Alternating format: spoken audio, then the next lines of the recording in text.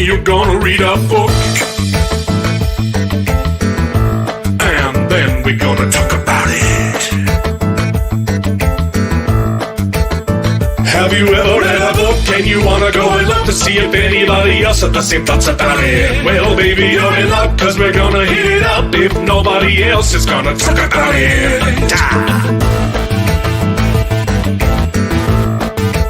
So go get that book. Read it up. We're gonna talk about it. You know, baby, we're gonna talk about it. Hello, everyone. How's it going? That was amazing. Every time I forget about that baby making music. Bryce was just subject to that intro for the first time. Oh man, I'm gonna get a book. Yeah, get a book. That's a pretty good song. Right? I made it. Thanks. Impressive. That's like a high effort. Yeah, this is book club where we read a book and then we talk about it. It's not complicated. We read Hyperion and we're going to talk about it. I've got me. I don't have a physical copy because I'm dyslexic and I listen to audiobooks. But I've got the Spark Notes pulled up so I can hopefully follow along. We've got Dane Bornhold from the White Cloaks channel. Howdy, howdy. Glad to be here. We've got Pulp Mortem from the Pulp Mortem channel. Greetings. You can call me Jake if you want. It's Or okay. you can call him Jake. I gotta write that down. I do have it somewhere. Yeah, I wrote it down. And we got, for the first time on the channel, we got Bryce from Shelf Centered. I'm so excited. You can also call me Dane Bornhold. Okay, we can call... This is gonna get confusing. He is the best character in the Wheel of Time. He's Let's be pretty honest. good. Yeah. That's where I know that name from. Yeah. I thought your name was really Dane. No, you won't tell anybody his name. We'll find it. Yeah. The internet put is... it in the comments as soon as you guys figure it out. Let's all dox Dane. Guys. First line of business. Before we talk about this book, Yeah. we gotta dox him. No, I mean, we respect his wishes to... I mean, it's pretty ballsy to, have your name out there on the internet, especially with my opinions. I'm super excited. I picked this book specifically for because of Bryce. I think you listed Hyperion on, was it top 5 or top 10 sci-fi books of all time? It's like I did a top 10, and then I was like, well, I can milk this algorithm, and then I did a top 3, and it was in there. Top 3 even. Yeah. Yeah. Okay. Well, I watched one of them. I'm like, okay, well, because my whole, if you don't know my whole backstory, I used to love reading when I was a kid. I always tested remember back when we had standardized tests? I always tested like a couple grades above my reading level because I read so much. I read Ender's Game in elementary school That'll mess you up. about like 30 times too. Like I've read it, I reread it so much because also I was bullied too, so I really related with his character because he got to kill his bullies. Don't do that. Well, if it ends all future bullying, isn't it like that's the message? Isn't it? Checks out. Ultimate. We're already demonetized. It's okay.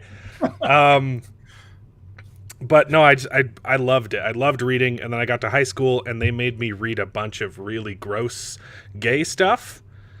And so high school made me stop reading books. From high school till I was done with college, I never read a book. I spark noted everything. They made me read Beloved. And it's a gross book. Okay. Yeah. There was another book whose name I've tried to find the. I get there's other books you can read about slavery that don't have gross stuff in them. Yeah. I get that there's some merit there, but that's not a book you read in high school. Anyway, so I'm trying to repent now. I'm trying to catch up and read all the stuff that I haven't done. So in the last year I read almost 50 books, and this year I'm on like 20 something. Well, Let me share really quick how I found Hyperion. Is I got in the mood. This was 10 years ago to read more hard science fiction.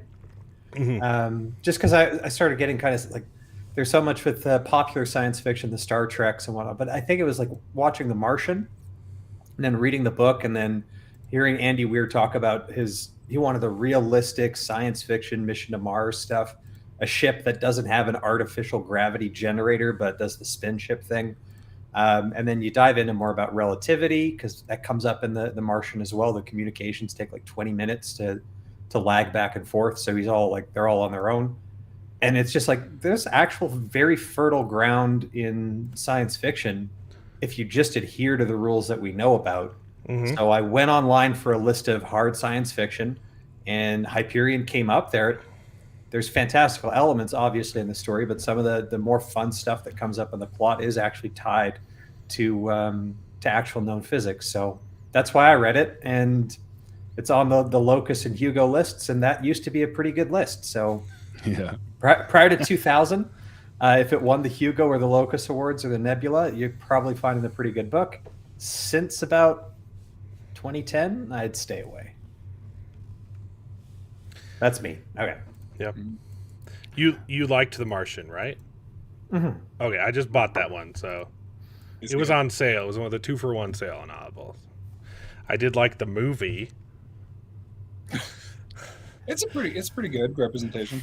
Yeah, I'm just saying I have a lot of catching up. I've done mostly fantasy, but I'm trying to read more sci-fi. I started reading the Foundation. I loved it, and I went back and I finished reading the Ender's books because I'd only read Ender's Game, and I finished those ones and loved them.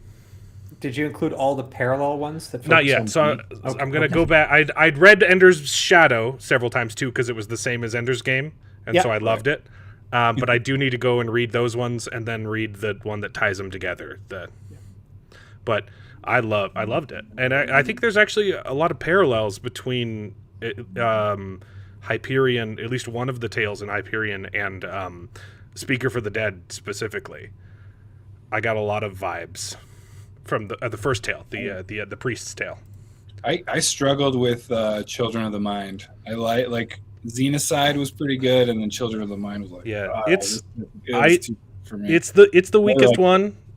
I thought it was a good continuation, but it's a hard, it's an interesting story. I was also comparing Enders though to this. True. But I'll say there's also a fun parallel between the Hyperion series and the Ender's Game series, and that is everyone reads the first book, and I don't know how many people read the later ones. And it's a shame. Speaker for the Dead is the better book. It is. It's so good. It makes Ender's Game look like poop. What's crazy then it won the Hugo and Nebula right after, back to back. But I also understand that was maybe to try to prevent what's his face from winning? Battlefield Earth, L. Ron Hubbard. L. Ron Hubbard, right.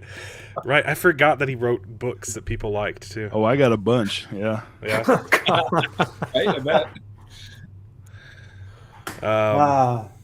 Well, I didn't read Hyperion, or it wasn't even on my radar until you. I mean, I know it's on everybody's lists for top 10s, but my introduction to Dan Simmons was watching the show The Terror. I watched that show, the show was phenomenal. The book was okay. I reading the book, but then I read Drood by Dan Simmons. This one. Yeah, you were recommending that one. That's book, Abraham Lincoln, right? No, Charles Dickens. Charles Dickens. Sorry. Nobody talks about this book. It's not the one with vampires in it. Isn't that the one where he? Okay. Vampire Slayer. Isn't the Mystery of Erwin Drood? Isn't that the one that Dickens didn't finish? You never finished. Yes. Yeah. That's his and so it has a lot to do with that and Wilkie Collins as well. His contemporary, and it's absolutely fantastic. It's not trying to finish his book. It's talking about the last weeks of Charles Dickens' life, right? No. Okay. It's a fictional story with. I don't want to give anything away. It's bloody phenomenal. You should read it. The more you read of Simmons, because Hyperion, even though it's in my top 3, is not even my favorite Simmons. But the more you read by Simmons, the more you he loves literature, and he peppers everything like Shakespeare, big fan. Like, I mean, Keats, right? And You can't shut up about Keats. In this you book. cannot shut up about Keats. Yeah, there's a lot of Keats. Yeah, and so that's what. Yeah, that one made sense. I've got theories, yeah, but yeah. I mean, let's talk about the book then. We can't keep beating around the bush. It's Canterbury Tales in space, and it's really good. Done. All right. I'm pretty comfortable. Like, I think this book is a masterpiece. I loved it. I agree. I think it's a fix-up done right. But fix-ups, I typically hate fix-ups because they're usually just collections of short stories. It's a cash grab. They smash them together. A lot of them don't flow good. A lot of fix-ups I've read, because a lot of these are fix-ups, because after they started, all these publishing houses started going from the pulps to these trade paperbacks, they're just like, well, what do we got? What do we got in the catalog? So they were just cramming stuff together. This one works because of the overarching plot and the adventure with the main characters, and so it works. Although I don't. Yeah, I don't. I'll let you guys talk about it for a little bit. I don't know that I would call it a masterpiece, because to me it suffers with whatever fix up suffers with, which is consistency. Okay. Did Dan Simmons write Pulp before he was published, or? Well, I recall that I think the final story, the Dream of Siri story, which is the consul's story at the end, was actually published long before Hyperion was published. Okay. It was a short story published like a decade before the novel came out, and it's almost kind of in there verbatim. So in that sense, it's a mashup. I think, if this is going to sound weird, Hyperion was interesting. I liked it, but it didn't get me to go and read the next book, and I haven't read the second one or finished. The ending didn't want you to start the next book right away? No. Okay. Look, I was on a road trip. Because I had read about it and be like, okay, it's going to be different from here on out and whatnot. But I appreciated it for like its various different tales. But I wasn't kind of intrigued enough with the Shrike and their final destination and the entropy fields and the big war cataclysm going on. I was more interested in all the little side stories and how they got there than the full narrative trying to piece it together, if that makes sense. Okay. See, there were so many parallels between the stories for me that I was trying to guess at the main plot line the whole time. Like, oh, are they going to do this? Are they going to do this? And I had all kinds of theories in my head. And then the book just ends, and I didn't have the second book. And also, I wanted to do this stream without having read it. So I've been putting off book 2 for weeks. Oh, okay. Sorry. I read. If you want me to read it and do another stream later down, I read 4 books in between, because I'm like, I don't want to read any of this crap. I just want to start on the Fall of Hyperion, because it has no ending. But the more I've sat back from it, I do like that the ending is nebulous. I think it's I don't know. Yeah, and I will say, having read, I mean, I only read the second one, and it is jarring in how different it is. Right, it would have to be. It kind of caused me, exactly, it has to be. But it also didn't make me want to read so at the time I was like, I can wait on the rest, and then I've gotten sidetracked since. So I haven't actually read. But I do read the rest of the tetralogy. But I do feel like, having read the second, it does kind of like, I don't know, make that statement that the first book, Hyperion, is a masterpiece more legitimate, like, because there is this like overarching like, thing that is happening, and now you kind of get actually to it finally in the second, but it's really just one book split into 2, frankly, right, as I kind of look at it. But at the same time, I'm going, with all these different stories, I just feel like I just started writing down, I mean, the concepts here just in one book are like insane, just because of those many different stories. I mean, you've got, I don't know how much we're diving into spoilers right away, but like, just naming some of the things, just like from the Mobius cube to the time tombs, and a cryptid suddenly, or what is it? Cybrid. Sorry, I was naming something. Cybrid.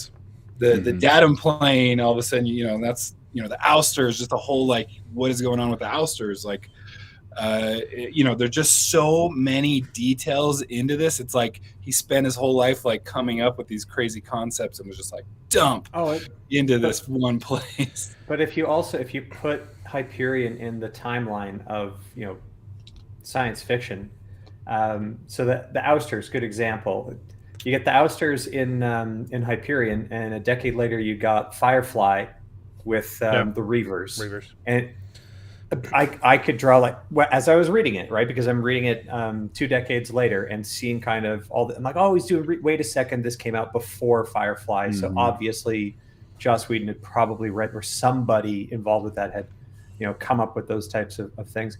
Even one that I really like upon reflection. Do you guys remember the very last episode of Star Trek: The Next Generation? Yep. With the anomaly in space that was going backwards in time. All good things. Yeah, with the tachyon field and anti-time, and that kind of, the potential to completely mess up the universe. I'm looking on it, it's that's probably somebody read Dan Simmons and thought, all right, let's see if we can make a nice Star Trek story that kind of utilizes the same type of thing. Because the time tombs and the Shrek is the one thing that the AI conglomerate, the All Thing or whatever, the internet, the Technocore, the Technocore, yeah, exactly, Technocore.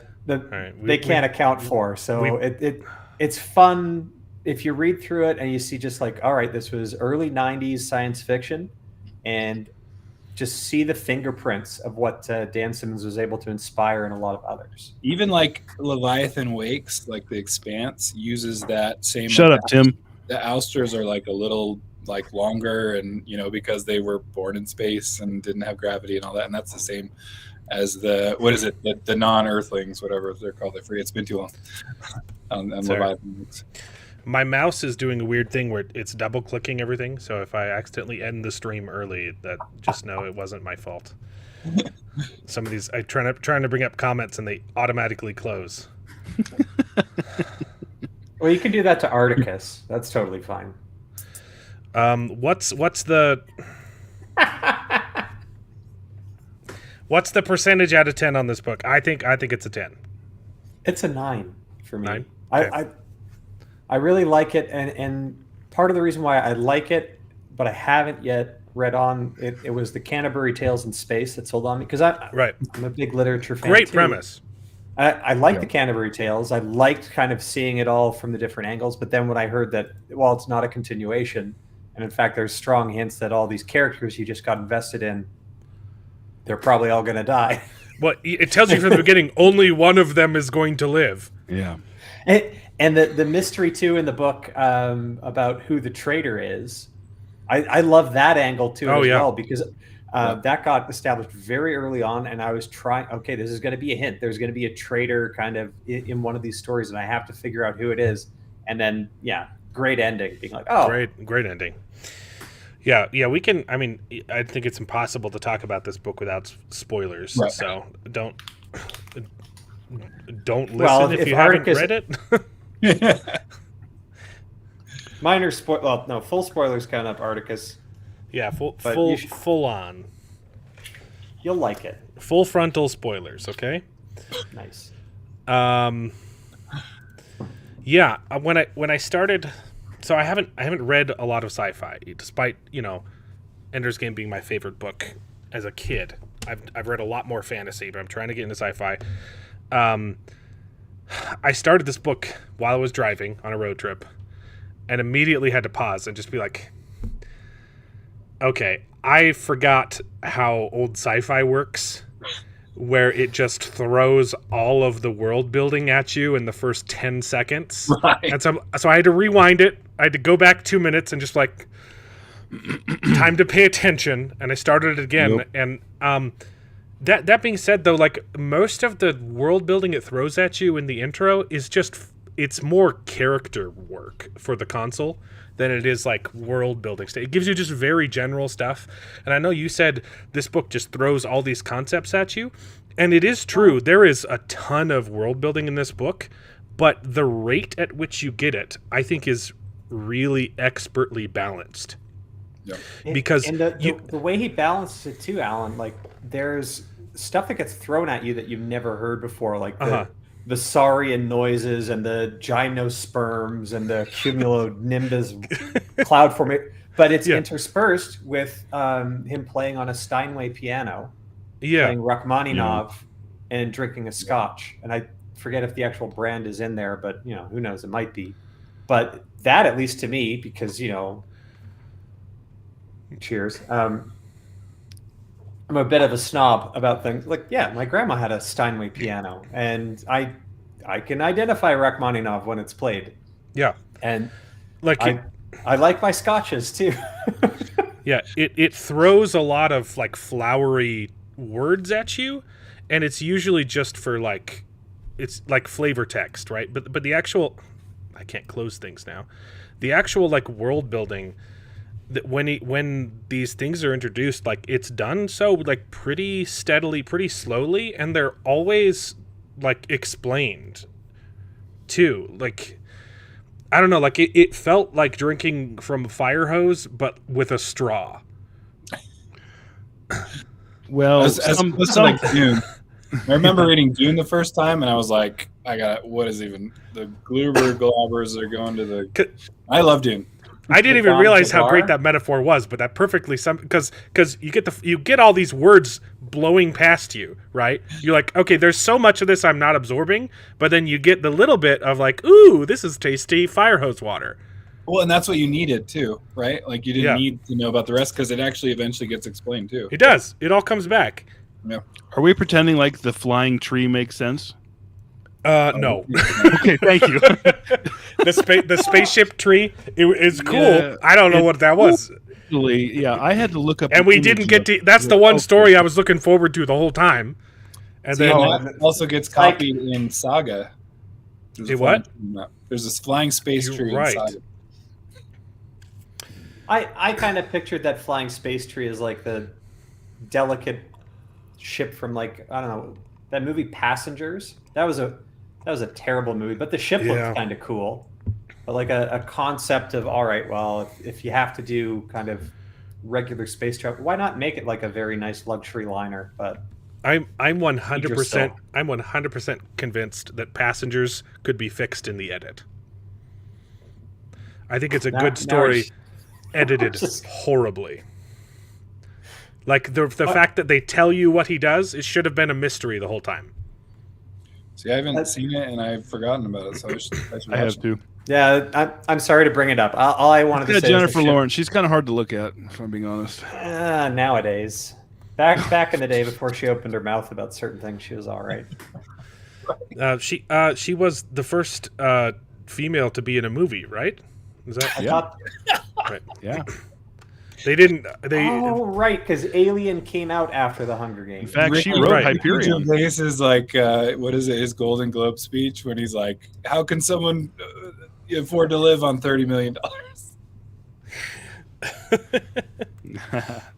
Anyway, so the book starts off with just some really basic world building, just saying, hey, there's this thing. It's not good. It's happening right now. We can't stop it. I need you to go figure it out. And then there's a traitor. Also, there's a traitor. Awesome way to start a book. Mm-hmm. And then you just get to hear 5 different stories. Do we get 6? We get 6 different stories, and then it ends. There's no ending to this book, and it pisses me off. Yeah, that was annoying. I think that's why after this, he started doing books this size. I mean, you could kill a man with this book. I will read Drood just because of you. You should read Drood. You'll thank me. You might want to read all of Dickens first, and that might take you a few years. Yeah, do you need to... I mean, I've read a little bit of Dickens. I'm going to say probably just some, but yeah. You just need some Muppets Christmas Carol, and you'll be fine. Oh, okay. I've seen the movie. I've seen the Muppets movie, so I should be good. David Definitely. Copperfield was good actually, and it's long. Mhm. I liked it. Oliver and Company. That was another Disney Yeah. movie. That's based off Oliver Twist. In case you I've seen the one with the dogs. That's what I'm. Yeah, that's what I'm talking Oh, about. okay, Yeah. okay. All good. So Isn't there I, a so Billy I, Joel song? so I should, yeah. The whole score is Billy Joel. Billy Joel. And he plays one of the characters. Yes. Oh, that's That's what it awesome. Why should I worry? was. Why should I care? Such a good movie. Oh, All So good. right, so I'm ready to read Drood. Read Drood. Let's talk about Drood. All right, should we do this by tale then? Should we do the priest tale? Yeah. Point. I started off a little bit bored. Me too. I thought the intro was with the what's his name? Sorry, the Father Hoyt. Oh, Wait. no, the console was super engaging, and then the priest started talking, and it was just like, okay, like get on with it. You're gonna read from I'm back somebody in else's church. journals? Oh my god. Yeah, I'm not even hearing your story. I'm hearing you. Yeah. I'm hearing the summation of you reading someone else's story. And it's anthropology. Oh my god. But by the end of it, wow, it was quite disturbing, and it really, really sets the tone for like, okay, what's the rest of this crap gonna be? Because I loved it. Yeah, it You was know by the far my Reich? favorite. Oh, go ahead. Oh, sorry, I keep interrupting you, man. It's all right. It was by far my favorite out of the whole collection, the whole book. You like the priest tale the most. Yep. I still don't know what's going on in there. Like I kind of do, and kind of what I liked about it was essentially you're getting the not Hoyt, but the priest or whatever, his misconceptions about what he thinks is going on, and like the mystery. So it doesn't serve as well on a reread, I found, because like reading it more recently, I think I was less engaged because I knew where it was going to go. That makes sense. It's very much about the reveal at the end, Yeah, putting things together. Yeah. but it was kind of weird and fascinating. Like, okay, what the heck is going on? And they, won't let him go into the cave, and they're of the cruciform. And how did these people survive? Why are there always the same number of them? They seem to be genderless. It really They're all weird. like But 30 to 40. but why would a priest anthropologist be interested in these people? And they're all autistic, As right? well. Is that? Yeah. Yeah, they're all. Yeah, I think the word he used was mongoloid. Mongoloid. That's a good word. Good word. I I haven't used it since the third grade, but it's good. Right. Are you even allowed to? Or I don't think so. not anymore? I just thought that ending is just like, I mean, just the pain for how long was it? Like years and years. Of him just Trying. electrocuting himself crucified on a tree. On a tree. Yeah, Jesus has got nothing against this guy. Oh man. Like, Jesus. 3 days? Come on. And Oh, no, he was sleeping for those 3 days. It was only a couple hours. Yeah, and a couple of nails and maybe a wound in the side. That's nothing compared to decades of electrocution. It's pretty much hinted at that it was in vain, right? Because Hoyt is what is his name? well, or maybe not, because his cruciform ended up with Hoyt, right? I don't know. Which one's the old one? He was able to free the father. So it's by Dure. taking- Right, but Father Dure. but the younger one is bringing it back to the Shrike. Right. So it I mean, if the rules remain consistent with the pygmy people, he's Yes, going to get reincarnated. Right. That's why I'm throwing out, yeah. So he isn't even free of the curse. And then I guess Father Hoyt is just like, I mean, doped up on painkillers like crazy to be able to not be there, like, because that's what they hold against him to be able to even like get out that he has a cruciform and Right. and the other one. Yeah, the console withholds his heroin injection or whatever it is. That part That was scene, great. it was so good. You're gonna give me answers. It was so good. Yeah. Even though this was a reread for me, I was like, I like started this one out same, just being like, why did I like this? Why did I consider this one of my top 3? Like, what was my problem? But then suddenly I was like, all right, this is. Oh yeah, I remember, and I was sucked in, and I couldn't get enough. Yeah. But yeah, like Yeah, I was. Go ahead. really big parallels to Speaker of the Mind, or Speaker of the Dead. Sorry, very similar situation. Which are kind of like a pygmy type, like Yeah, alien. I think they're literally called pygmies. Yeah, I think so. Yeah, I was like, That's the Speaker colloquial for the Dead. Yeah. slang for them. Yeah. Yeah. I'm still not clear of how these cruciform creatures relate to the Shrike, or anything. Yeah, I have no idea. But that's because I haven't read the second book or beyond that, so hopefully that gets figured out. I got a lot of questions about the Shrike. I sure hope there's answers, Bryce. It does. It focuses.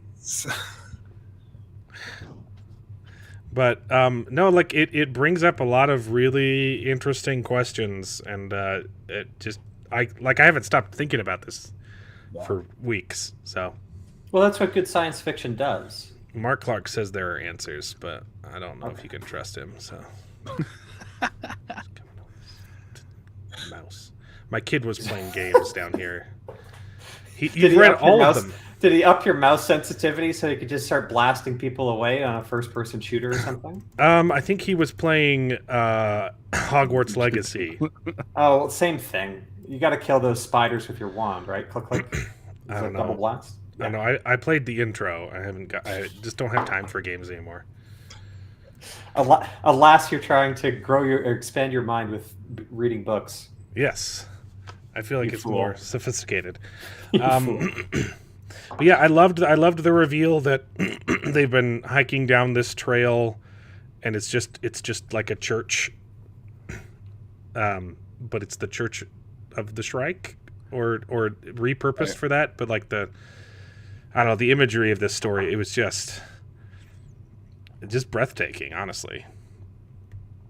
Yeah, I was getting vibes from The Terror. I don't know if you guys read The Terror or Dan Simmons' The Terror or the show. The show stuck more grounded in reality. The book, which I actually like the show better, but the book was delved a lot more into the religion of the Inuit people and kind of pseudo.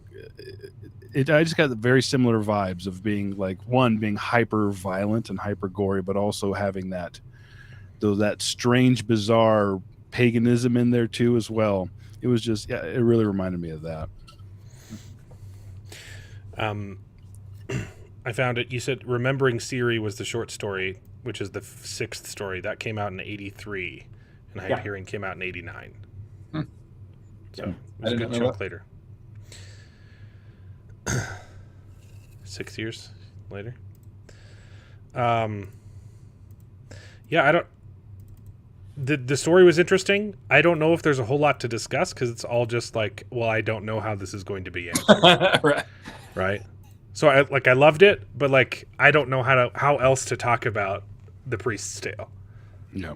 Well, and I guess you get that intro that the Shrike is pain, right? So it's and later on we get that it's just kind of, I guess, informing us a little bit about the Shrike. He is pain, the god of pain, right? Exactly. But also, I mean, later on we find out he controls time, right? And you're like, okay, how far reaching is that? I don't know. That's my question. And is it just apparently they can speak to you in dreams. Right. And there's symbology with the Old Testament and Jews for some reason, and I don't know. We'll get to that later. Yeah, that's more so in a different tale. But with this one, I thought there were very interesting themes going on with the story, particularly why priests in space is a fun one to kind of deal with at any point in time, especially when it's he casts the Catholic faith as a minority religion, a failing one almost. Oh, Father I love that. I kind of get that he gets really excited about thinking that there's like a or that there's a Christianity on a different world that is completely independent of Thanks for bringing that up. I almost human forgot history about that. because that to him is proof of a universal God, or that his God is the universal one, God. Finding evidence of Christianity on a second planet. I loved that concept of what happens to religion after you find all of these other planets and civilizations. You're like, okay, well, is Jesus just an Earth thing? And then I loved him looking for evidence of his religion in other planets, and then that confirmation bias when he finds this church. Oh yes, I've finally found the archaeological proof that proves Christianity is right, and he's probably very, very wrong about that. Well, and then you have it compared to Phil Weintraub, who's very religious and like loses his religion, right? Right. Or maybe he's very, very right, and this is the root of Christianity, and it's not what we thought it was, because there's resurrection and all kinds of and crosses. Who knows? And suffering, and but it's kind of it's a horror story. Like it's be careful what you wish for. It's the monkey's paw. Yeah. I don't know about that. But the parallels are fun to play with, but it's just right. If and there are a lot of like this type of anthropology, but also it seemed almost like a missionary story as well. Yeah. Like definitely. that's been played up, or there are good examples of tales like that. We enjoy that, so I got those types of, I wouldn't want to say the mission vibe, but well, even that Scorsese movie, The Silence or whatnot, there's an element of that too. It's like, okay, well, is Dure willing to suffer like he says he's going to suffer? I think there's a part where his guide gets killed because he wasn't of the cross. He's spared because he actually has a cross. Mm-hmm. He takes that as confirmation bias, and it ends up being, well, just serendipitous that those creatures seeing that symbol is what actually spared him for as long as it did. But at the end of it, he's probably envying his guide because his guide died once as opposed to thousands of times. And I always have just kind of running in my head because I don't know, there's some things that stick with me, but like Brothers Karamazov by Dostoevsky, he makes this comment just kind of like almost offhand where he's like, it's easy to die for a cause. It's easy. But what's hard is to go take years to sacrifice and make, and live for do something tedious and hard cause. I would highly recommend reading Hyperion. I loved it. And Dostoevsky. And also thank you for the 5 gifted memberships. Yeah. Did you say Tostievsky? Is that the that's right. Is that Children of Time? Or is that Tarkovsky? Fyodor Dostoevsky is Brothers Karamazov. Crime and Punishment, Dostoevsky. Notes from the Underground, The Double, The Gambler. I don't know. I just got that book too because it was a 2-for-1 special. So I got The Martian. It's not science fiction, but and I got Children of Time. Because that one's basically, if you want to read the Russians, you start with Tolstoy and Dostoevsky, and then if you get really into it, you get into like the Turgenevs and the Gogols and Solzhenitsyn, Pasternak, a bunch of others. So, but Dostoevsky, you got to read him. Got it. He writes a great atheist just to prove that he could, and that his atheist is better than. More atheistic than most atheists out there. I love that part of it. That's in the Brothers Karamazov. Yeah. Anyways. Tolstoy, Dostoevsky is amazing. I'm trying hard to bring up comments. I'm having troubles. See? Just, okay. Nope. Who's running this thing? It won't go away. I'm never letting my kid use my computer again. Anyway, so that's The Priest's Tale. I loved it. Didn't think I was going to. Ended up absolutely. It's horrific. It's disturbing and gross, and I liked it. Should we move on to The Soldier's Tale? This one, one quick question: Are you Stop. guys familiar with the Canterbury Tales? And is there an overt parallel I don't know. between I the didn't. Canterbury Tales and each one of these ones? I Is that- read. I didn't read the Canterbury Tales. I read a bunch of the tales. Is there a narrative in between all of the stories too, like this, or is it just the tales? Kind of, because there is a rather long prologue where everybody gets introduced, and Chaucer writes himself in as a character. Right. Okay. So he is kind of acting as and the funniest thing, honestly, about that is Chaucer's tale, when he ends up telling it, is the worst one, and worse by a lot. It's like let's crap out. It's the dumbest tale, so he's basically being self-deprecating throughout. But I don't really know. like the Partner's Tale because someone stole it for the Harry Potter books. Was that the three? It's the Deathly Hallows. Yeah, Finding Death. It's Yeah. the same story. But I think Chaucer stole that one from Boccaccio, and Boccaccio stole all of his 100 tales. Yeah, I've seen the movie. I've seen the movie. I don't need to read the book. I can't bring up your comment. It's not. I know. I actually made a movie. I made a movie. In high school, I hated doing like book reports and stuff, and so any chance that I could convince my teachers to let me make a movie instead, I would take it. So I made The Great Gatsby into a movie. I made The Partner's Tale into a movie. I made lots of movies. I'm just throwing this out there. You do have a book channel. They're not good. They're in fact really, really bad, and the jokes that I thought were funny in high school are not. And I've you studied comedy since I'm a paid comedian now. Okay, and my They might jokes be really are good. a lot better than they used to be in high school. You could tell your high school jokes as though they were jokes. Look, for some reason, No, because I thought it was keep it funny, buried.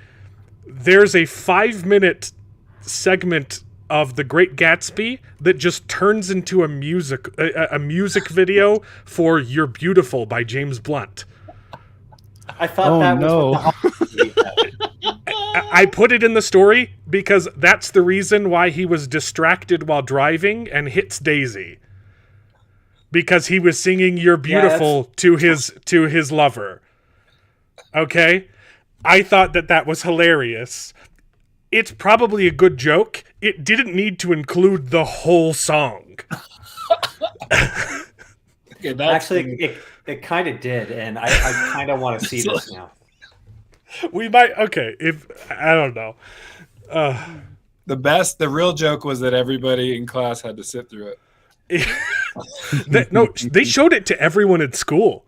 They showed it to all even in different grades because they At least thought it was so funny. Clearly, it was good. That's the gayest thing I've ever heard. It's not the gayest thing because I get kissed in it. So I was the Great Gatsby. By a dude? Yeah, what was his name?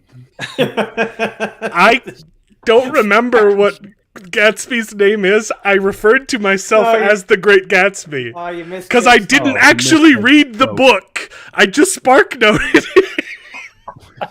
Your sister. Oh. No, it was Did one he of my friends, and she was pretty. Did he treat you right?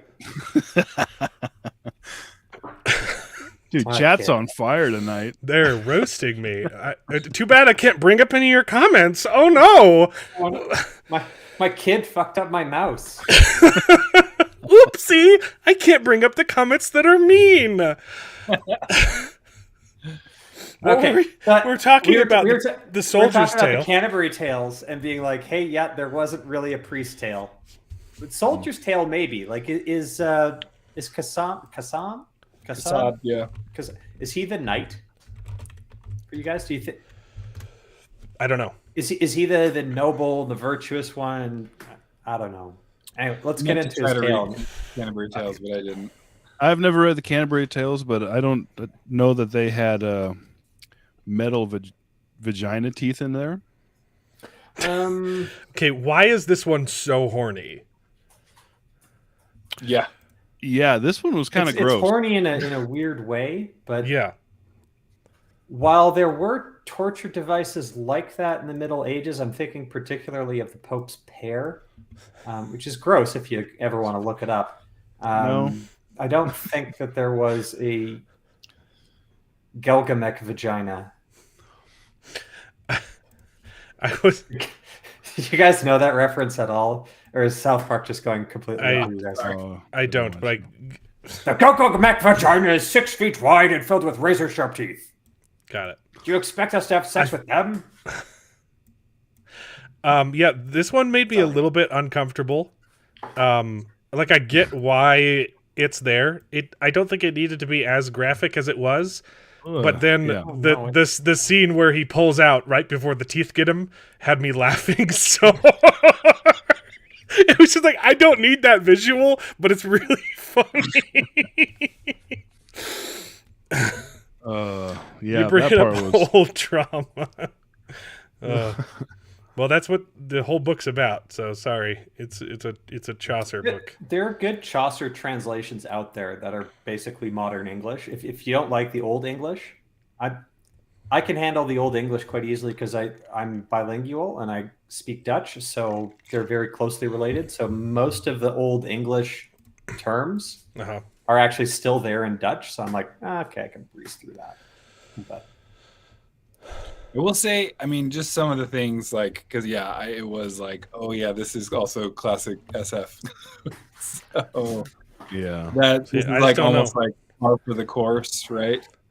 I just don't but- know how horny sci-fi is supposed to be, because like my big exposure to it is Ender's Game, and it's written by a Mormon, so there's none of that in there. Yeah, you were and gonna. those are kids. yeah. Dan Right. Simmons is no Mormon. Yeah. But the really fun thing about the Cassad story is going back to Agincourt, right? Yeah. Throwing your character kind of, okay, and it's simulations and he's in kind of training mode, but getting him to basically go through all these kind of like famous battles. And if you studied history or the battles, or even if you saw that movie, The King, which is supposedly a pretty terrible historical adaptation. I've heard it's not great. Well, it's Historically, because it takes more from the Henriade plays of Shakespeare than it does actual history, and it like builds up Falstaff as a character and whatnot, and how Agincourt was actually fought. But the battlefield, I think they actually went either to Agincourt or found the closest parallel to it that they could find to film that kind of battle scene. And supposedly they got the tactics right with the archers and then hiding irregulars in the flanks and just completely decimating the cavalry. So Ghost of wants he wants to know which one of us is technically a Mexican. Well, I think Tech-Mex 505 is Probably. a dead giveaway, but I could always change my name. But Yeah, but Did you read like ever? Because that's what my favorite Dan Simmons is. Ilium and Olympus, and it's kind of like retreading the Trojan War and all that, and it's so good. But I guess my question is though, is Moneta the Shrike? Like the woman that he's like, is she actually the Shrike? I don't know. Like that's why I was like, I think she turns into one. She turns into one post coitus, doesn't she? Right. Yeah, it was bizarre. Yeah, But we do learn though about the time tunes moving backward through time, and then the Shrike controlling. So I took notes. The Shrike controlling time being like one of his powers. And I'm like, I like at this point I'm going like, is he this like ultimate bad guy? Is it just her. Right, her, she exactly. Yeah. well, think about it. If you had a girlfriend that was traveling back in time, it's like the first time you fucked her, she's like the youngest she's ever going to be, and no wait, she would be the oldest. Oldest. She keeps getting younger. It's a Benjamin Button thing, you know? Benjamin Button, which we'll get to. Yeah. Well, I guess you should be thankful it didn't take too long, and it was a bit of a supernatural being. But in the first couple times it was via Skype. So Yeah, and she just basically rage fucked him because she was probably pent up for a while, and he's like, "All right, what the hell?" He was a teenager or early 20s, yeah, and then he got addicted to it. he's just a big simp. I wouldn't go that far, but it's kind of like, I don't know. He went like, I mean, like his whole life seemed to be about like finding her again. So I mean, in a way at least. yeah, it was that good. That makes sense. Like, I did really like before that, like his encounter with the was it with the ousters when they hijack When he had to steal the their space seat. station, and he just like pops everyone's heads. I thought that was really fun. Yeah, that part was cool. Yeah. oh, what about the part where he basically satellite mind melted Yeah. all the Ayatollahs? That was pretty good too. Yeah, that's what I was talking about. That's the part I liked. They attack the hegemony and take it hostage. And is it hegemony or is it hegemony? I Hegemony. would say Hegemony. hegemony. Okay. That's for the audiobook, I guess. Hegemony. I wonder, this was one where it was like his whole story where I started, I mean, I should have with Father Hoyt right away, but I started also going like, how much, like these are all self-serving stories too, to some degree. Uh-huh. Like, how much are they like Leaving out, right? And, Are they unreliable narrators? yeah. And those like, oh, okay, wait. And it took again, probably reread. Well, especially with the setup of, hey, one of these guys is a traitor, like you're definitely doubting this the whole time. Which is even funny because the traitor is like, yeah, I'm the traitor. And even like knowing who it is at the end, yeah. When you know who the traitor is, I'm gonna have to go back and reread everything with new context because, like, why does he go so hard on Father Hoyt, torturing him for information if he already knows who the traitor is? That's how you throw him off. The scent. Still a really cool scene, but I guess he's still looking. He's still looking for information, right? So Yeah, he just trying wanted to- to see trying to the get little out of this parasite. alive. He wanted to see the little crucifix parasite. yeah. So Kassad's goal is to go back and kill the Shrike. Somehow, does he have a plan? And Moneta, right? Yeah. Isn't it like both? He's just like, and which might be the one and the same.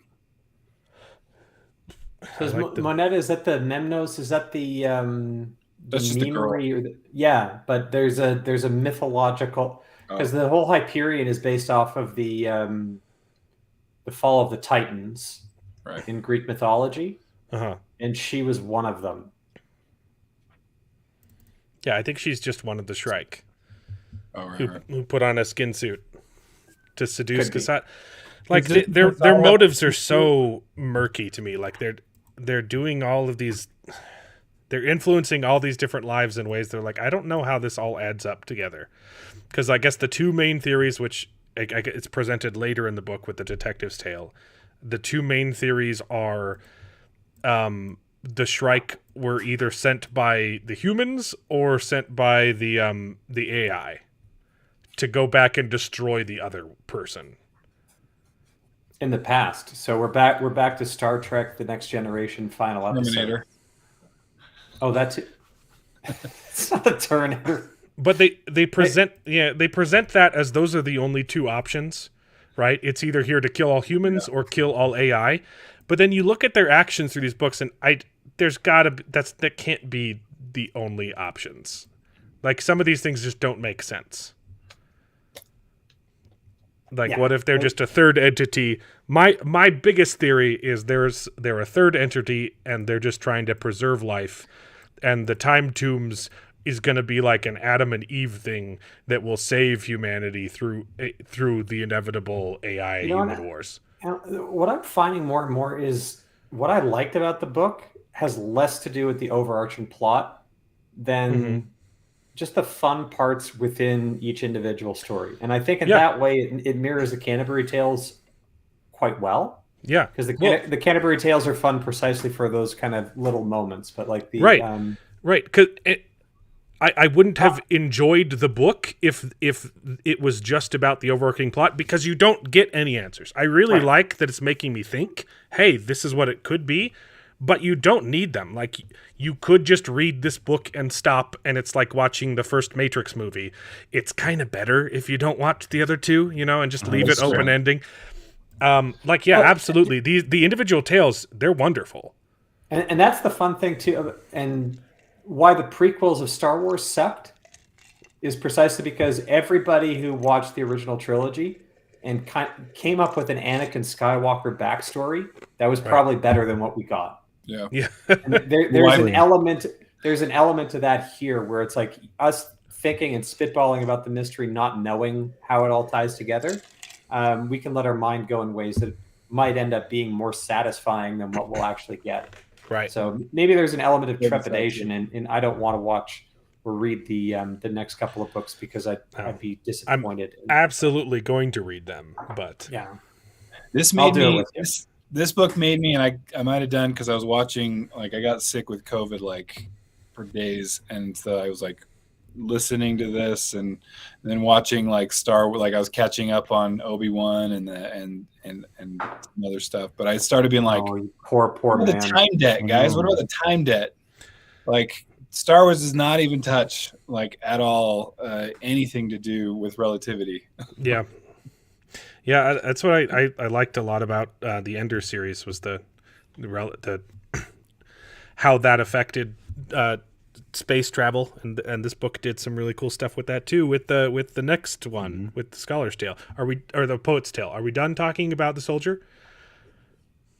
It's a fun tale just to read it, and the concept of how a soldier of the future would go, the concepts of the new Bushido code, the military career that borders on like getting promoted or court-martialed and executed constantly. And then, the merging of sex and violence and his central motive. Like, I get it, because I think there's a great lot. I forget what show it's from, but it's someone says, as if men never used sex to get what we want. And the reply is, men can't use sex to get what we want. Sex is what we want. I've seen that. So So I get Kassad's motivation. Like, he got some good nookie early on, and he just had to keep getting more. It's like I'm all in. Yeah. I have to say the next one was probably my favorite. It's hilarious. It's because I was like laughing out loud, especially the way the audiobook reader like narrated it. Like I won't give it, but the like, what is it, 4 or 5 like words that he can say. I think it was 7, but they're all pretty bad. Yeah, like, the way that he gives it is just like I had to stop. Yeah, I was laughing so hard. My family was looking at me while I was driving, and I can't repeat this. Well, yeah, I mean the performance too. Driving with headphones on. Yeah. Well, I had one headphone in, so I could still pay attention. So I had my left. I have my left headphone in. All right. I'm not. It'd be dangerous to do that while driving. Yeah, it's the only way to do that with kids in the car, though. I hear you. Okay. I definitely wasn't listening to The Soldier's Tale with my kids. Yeah. They were just in the room. Okay. It's a good parent right there. Yeah. So Martin Salinas, the poet, as the second that he started talking, I just started giggling to myself. I love this one. The way it's written. And the performance in the audiobook is phenomenal. It's just so cocky. Like, I don't even care at all. Like, whatever. Well, just his first sentence, like in the beginning, there was the word, and then everybody else, or no, it was binary, right? I'd have to look up the quote, but it made me laugh because I'm a computer programmer too, and like it was just so pompous. And so good. And something we haven't mentioned is like Dan Simmons does a really, really good job of giving these people different voices too. Yeah. Like they feel like different people, and that's really hard to do as an author. Oh, then came the word processor, then the thought processor. Then came the death of literature, and so it goes. Is that a Vonnegut reference? And so it goes. Sorry. Slaughterhouse-Five. Yeah, there you go. See, I was driving in Montana, guys. It's all good. I didn't do a felony. Do you think that Simmons put most of himself into Saul Weintraub, at Yes. least in part because it's like, yeah, Absolutely. I think Because the world's like- this or the is what he's universe's like in greatest- real life.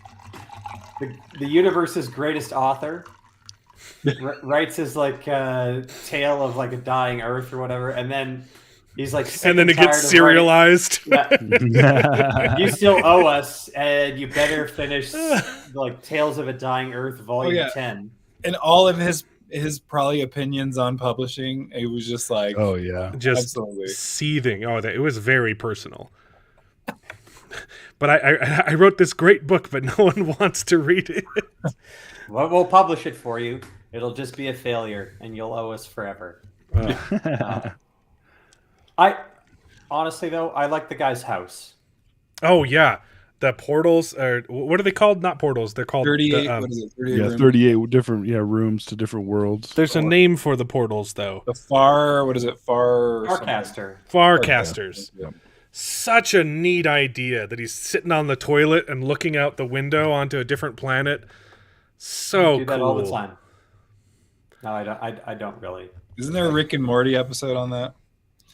Probably. Yeah, there is a Rick and Morty episode where Rick has a toilet planet. Well, Right? Yeah.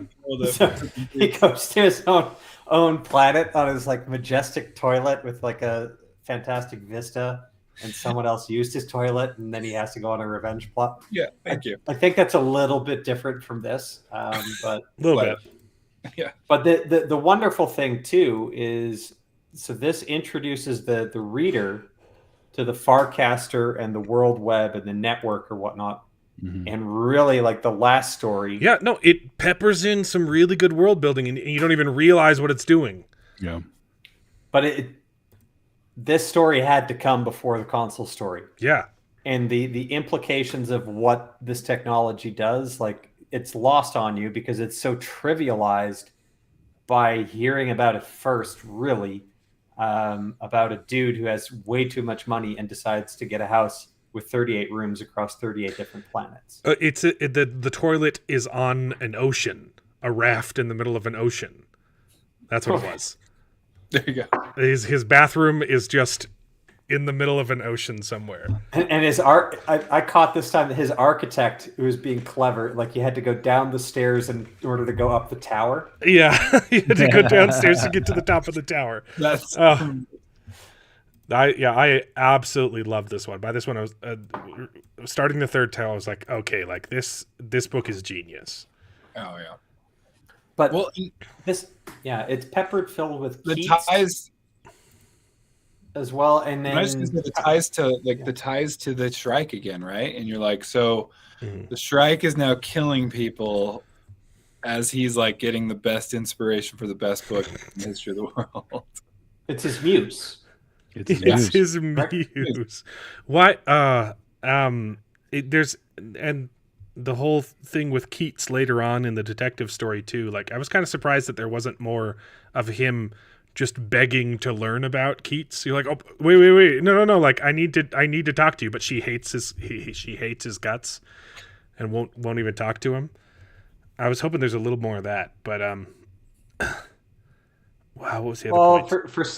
So Salinas would he would have known and studied Keats, Yeah, but to wouldn't meet be him, obsessed with it. Well, and Silenus Maybe, is but- the ender, right? Of this, like, he's the one from Old Earth. Yeah, right? And what do they call the destruction of Earth? Like our big mistake or something like that? The big mistake. It's such a dumb name for the perfect. apocalypse. pretty apropos. The big mistake. But apparently, Was it that's the Large Hadron Collider kind of thing, an accidental mini black hole, and in the That's middle? kind of how I read it. Yeah. I don't think they explicitly say what it was, but it was a black hole that destroyed the Earth. They don't say what caused the big mistake, but Well, I think that's part of the mystery. Yeah, it's just like you've read the books. He's So like, I'm- oh, I don't know what a mystery is.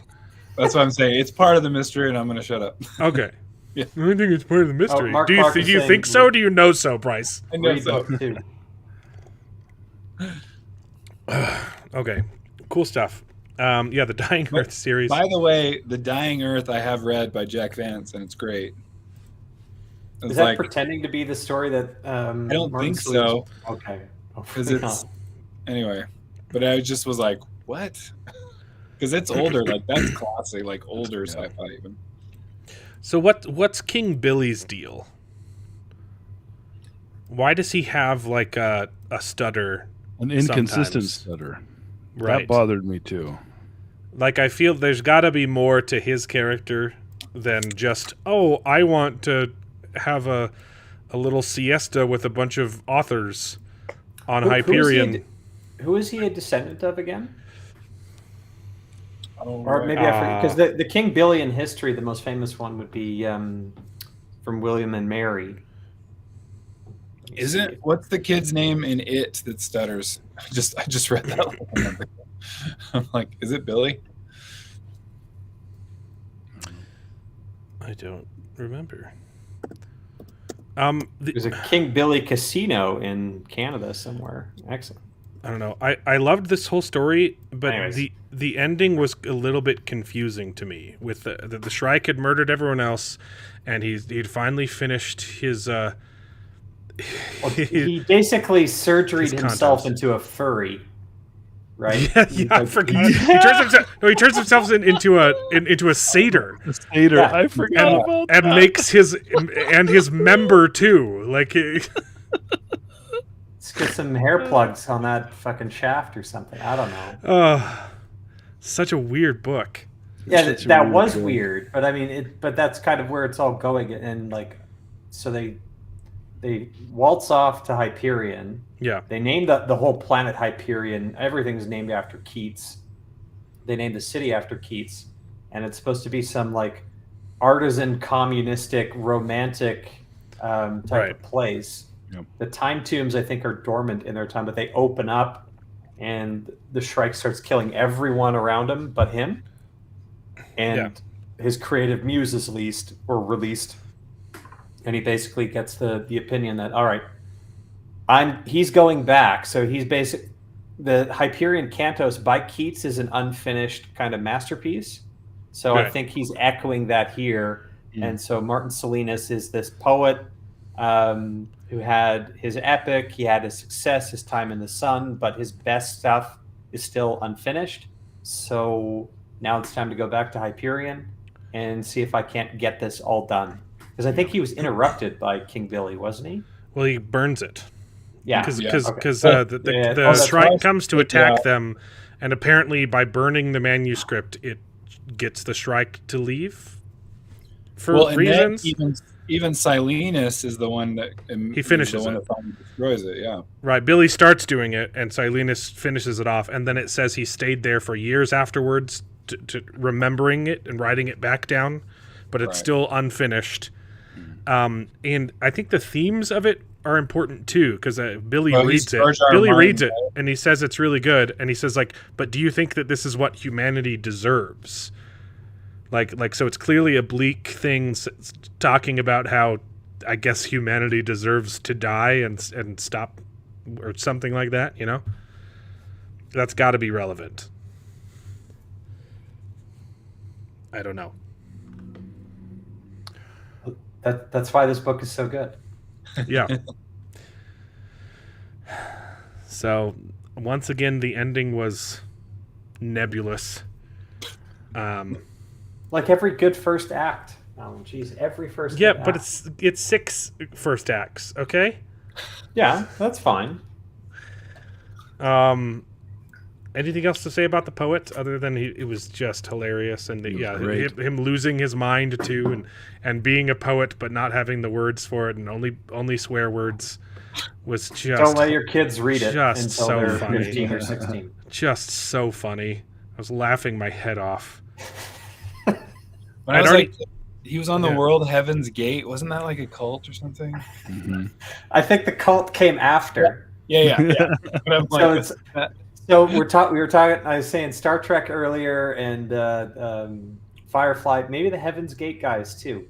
Same thing. Although there wasn't a spaceship behind an asteroid or comet in this one. But anyways, one day. sorry, that was like Yeah. squirrel.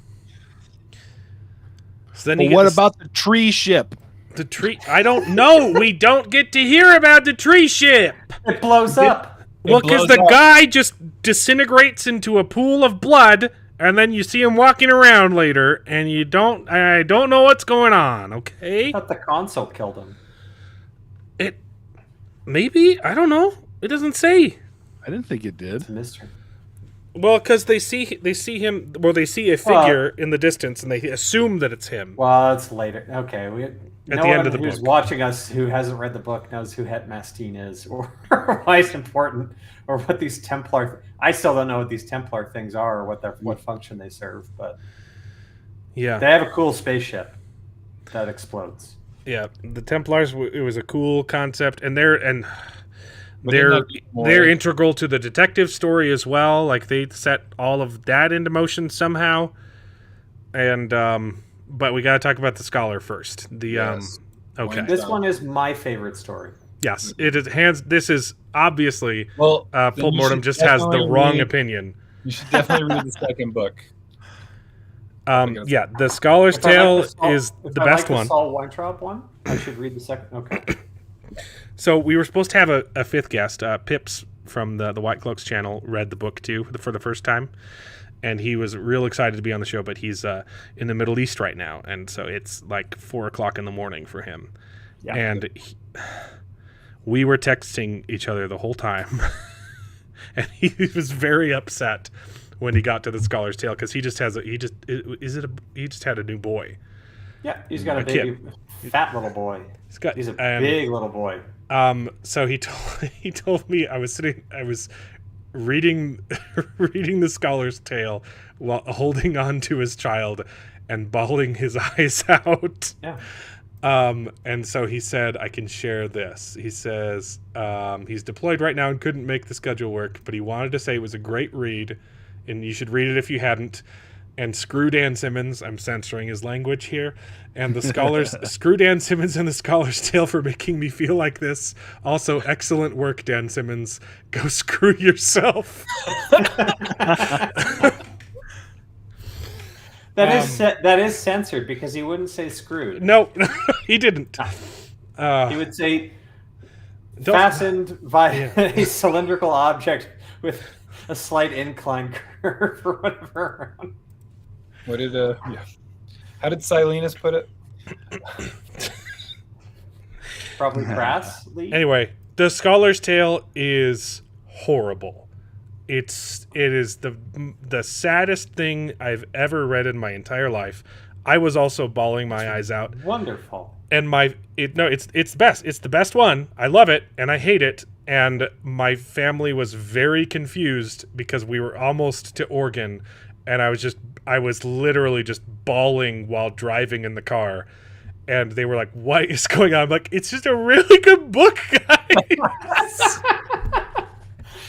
You can't read it until you're 20. I can't remember There's too my many kids. There's too many naughty words. It's What a- brutal. what a This is great- so good, and I hated it. And then What a like great his concept. wife is just like, all right, she got in a wreck. Like what? Sorry, that was just one where I was like, oh, you just throw her away like that? No, I loved it. I loved it. Yeah. I loved that his wife, and he talks about it. He's like, I've been so focused on my daughter this whole time. Like I wasn't even thinking about my wife and all this stuff, and like the grief that comes in there. But I mean, this.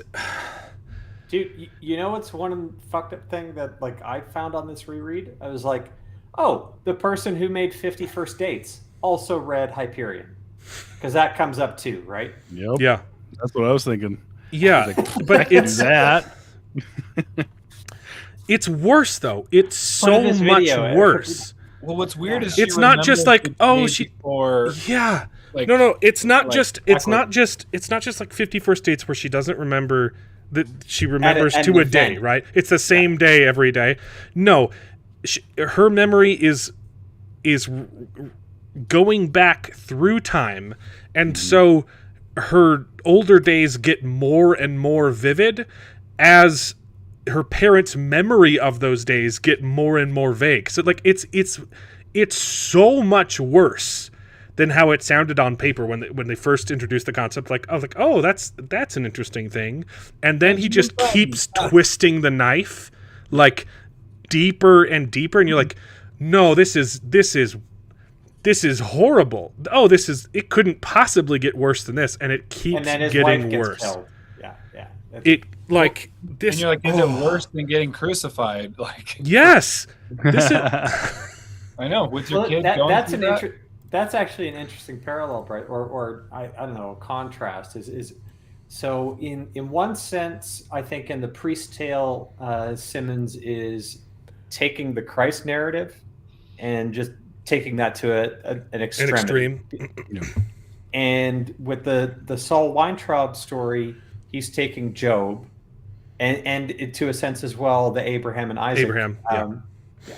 That one's obvious, but Job as well, and taking that to another extreme. So all the tests thrown at Job, or all the like what's demanded of Abraham, and it's just like, well, let's see if I can be more in a sci-fi environment insidious. Where you get kind of this kind of freedom. Can I be more insidious than our biblical literature? Yeah. It's pretty brutal. Rachel's the daughter. Yes. I thought it was interesting where he kind of comes to this conclusion where he's like, if obedience is required above kind of what he calls decent behavior, then it's evil. And I guess, I don't know, I feel like I just kind of look at our current political landscape and go, but who decides what decent is, right? And isn't that really the problem, right? That I mean, is it what you decide, Saul Weintraub, or is it, like it can be a million things. Well, I also loved his theorizing on like the sacrifice required of this new generation, right? He goes through and he's like, it was the Jews have had like this is the third great sacrifice of the Jews, or whatever it was. It was the first one was sacrificing your future, sacrificing your children, and then the second one was sacrificing yourself for your children. And then he's like, so what is required of me now? Because we've moved on to a new thing where I'm being asked to sacrifice my daughter. I forget what the conclusion he probably doesn't come to a conclusion, because nothing concludes in this story. But I forget what he was theorizing about, what this new sacrifice was supposed to represent.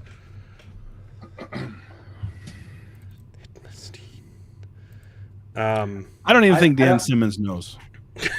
Yeah. I think we just read the first 2 seasons of Lost, and there's no answer. That's what I think.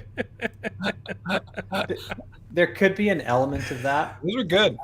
And in part, like, there are a lot of good fantasy and science fiction series out there that start well and then don't end well. Like, they don't live up to the promise. That kind of makes me not want to read the second one, to be honest. Well, just for that, I haven't read the second one, right?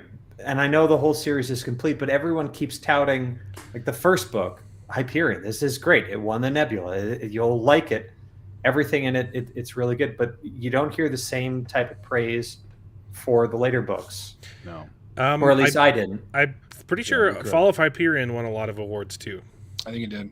But yeah, people don't talk about it as much, for sure. But there's still 2 more after that.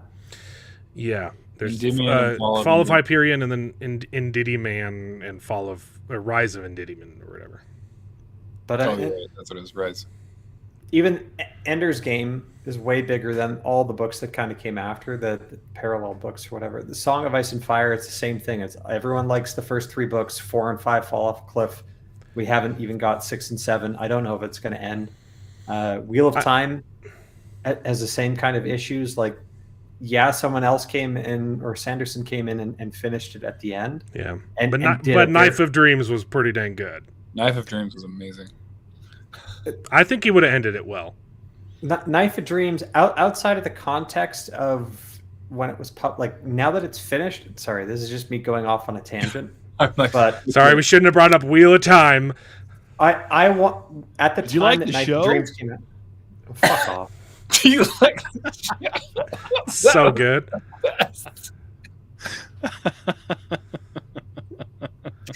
I couldn't even watch the second season. I like how it Oh. just made the characters to jump right out of the page. Yeah. It's exactly how I pictured them, and how they behaved as well. And fucking okay, we are going to go off on a tangent if we go.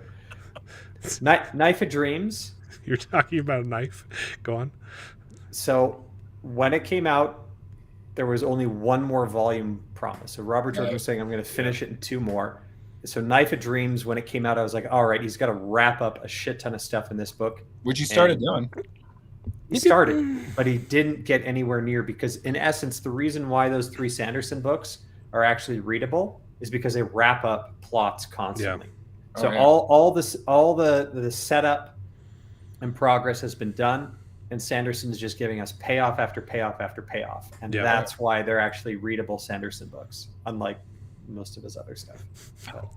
But, them's fighting words. I'm sorry. Should we go talk about Hyperion some more? We were talking about payoff, right? Because Or I think we're talking about the Book of Job. right. Well, because we were theorizing about like what it was the sacrifice, right? Yeah. Scholar's Tale. Oh yeah. So here's one thought that I maybe picked up on. I don't know if it was erroneous, but did Sol Weintraub at the end begin to wonder whether or not his God, the God of the Jews, Yahweh, was the God of pain? Yeah, there's parallels there, as there are with some of the other stories as well. So is he worshiping a monster or something that just needs to inflict pain on the world, and is that the whole point behind it? Because I think he almost kind of argued himself, because he is the character, at least, is some type of ethicist, right? At his university, like he studies ethics, I think. Right. And he's just wondering, well, what's ethical about the if what's happening to me is a continuation of biblical story. And he draws, like, because he goes and starts visiting rabbis and being like, well, okay, you're being tested, and they bring up the whole Isaac and Abraham thing. They even bring up Job to him, and then he basically has to say, okay, well, what am I going through? Who would do this? And if this is my God doing this to me, is the Shrike, is this violence demon, has this been my God all along? So it's I don't know, right? And then the Church of the Shrike doesn't give him any answers, because like, oh, it's a blessing, your child has been blessed with the opportunity to suffer backwards, become a fetus, Right. But this was the story that really got me thinking. My theory for like what's inside the time tombs. Like I probably way wrong, but it felt like it was setting up like an Adam and Eve thing for a future generation with Sol Weintraub's kid, and later with the Detective's Tale with the AI of John Keats, because he's going to be born again into the body that the priest brings. Right.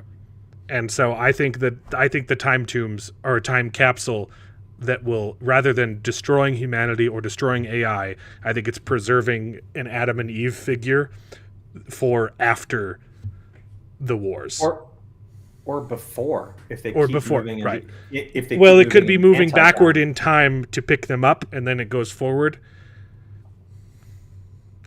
I don't know. Or it sends them back to the beginning of time. That could work. That could work too. I don't know. Lost. It's there. The box is empty, guys. What's in the box? Okay, Just got a feeling. I saw something earlier today. I think it was Nerdrotic's kind of review of Rings of Power, but there's like a clip where he does like over and over the J.J. Abrams talking about a mystery box. Wasn't there a Simpsons joke like 15 years before J.J. Abrams being like, Well, you can have the speedboat, or you could take what's in the mystery box. And the mystery box had nothing. Like, isn't mystery box just I a don't- big, like, very old Simpsons joke? I don't know if they did that in The Simpsons, but Weird Al did that in UHF. UHF. That's The Wheel of Fish. Right. Like, you can take the fish, or you can go for what's in the box. And what's in the box? Absolutely nothing. You're so stupid. so good. Oh man. Well, if you want to write a story that never ends, the best thing to do is do a mystery box where there's no answer to anything, and Yeah. you haven't Lost. figured it out, like Lost, and that's the. And Well, I think we all at least found out that J.J. Abrams is a cad. It's like okay, that doesn't what work. is it? Like it what worked has for a he little done? bit, and we all kind of jumped on board, and then it's like, Yeah, but Oh, he it did has he zero did it substance. like What? 7 times. He did it Yeah, with he's a Lost. secret He idiot. did it Only with once. Alias. He did it with the Fringe.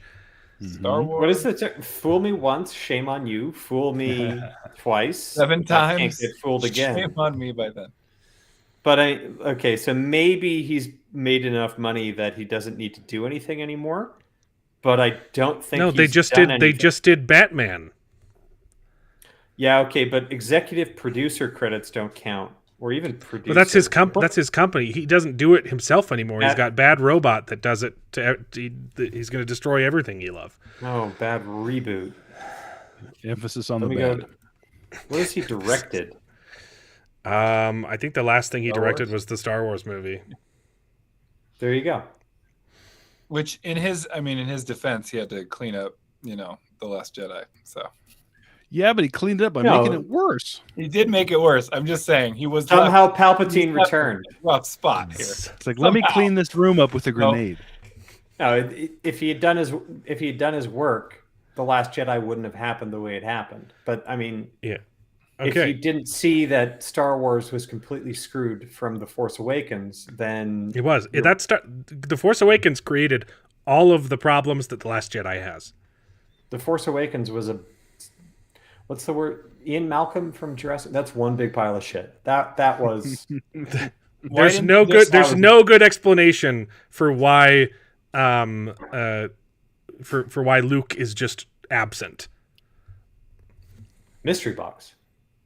Right. It's because JJ. So I know bypassed people were compressor. disappointed with the answer we got in But there wasn't one. That's a good Last point. Jedi, but it's the best answer that I can think of. But holy shit! Okay, so if you know about film, like producing, like anyone can produce. So like Yeah. Kathleen You just- Kennedy's been a that producer just for means decades. oh, you have money, great. I'll call some people and they'll make sure that Yeah. you get catering. Like that's what a producer does. Director is the one who does the story. And you're right. Like The Last Jedi is Rise of Skywalker. That was the last thing he did. That was 5 years ago. Before So- that, Jimmy Kimmel's The Terrific 10. That doesn't count. The Force Awakens. That was also a pile of dog shit. Star Trek Into Darkness. That sucked. Super 8. That sucked. That one was bad. Undercovers. I liked TV Super 8. I thought it was Oh. fun. And that TV movie, Star Trek, to that in hindsight, now that we know what his game is, I can't stand that movie.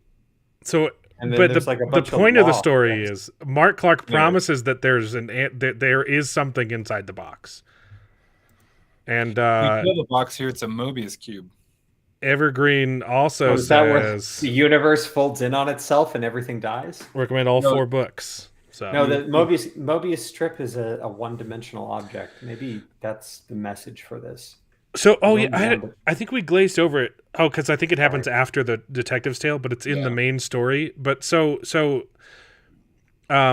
the soldier, Kassad, Assad. his plan is to kill the Shrike, but With, like, nukes or what? something. But like, what's Yeah. his plan? How is he going to do it? Because now his plan is to use the box, whatever's in the box, right? Yeah, but But how's what's he his gonna do plan it before that? Yeah. How does he? Where are these nukes? Slicing. Okay. It's not going to tell you his super secret plan in order to defeat ISIS. I don't know. Because if he told you, then like if there's a traitor, then Got it. they would Yeah, but now we know that the traitor is a double traitor. I thought he was triple. Right, he's a triple dog. He's a triple dog traitor. If not quintuple. Basically, just out for himself. Like I thought this conversation was actually going to help me understand some things, and none of you are helping. You're all making it worse. we're not. Well, Bryce can't answer any questions without just spoiling it. Exactly. And my interpretation of the whole books has been colored by copious amounts of wine. Anyway, the Scholar's Tale was brutal and beautiful, and I loved it. The question I have is for the daughter. I mean, was she suffering though?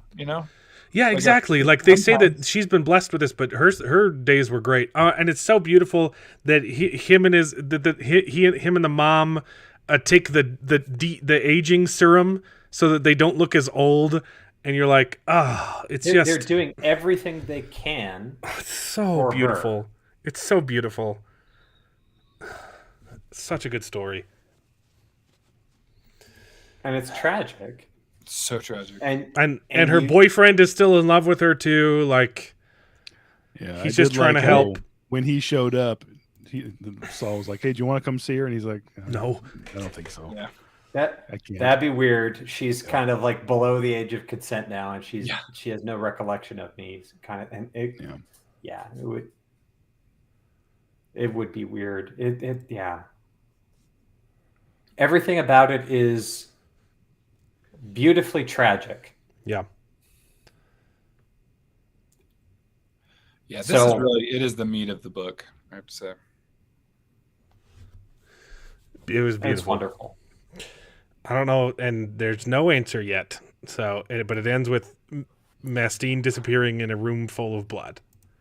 So we don't get the most interesting story I was looking forward to, and then we move into the detective's tale, which really this one was cool. World building is the name of this one.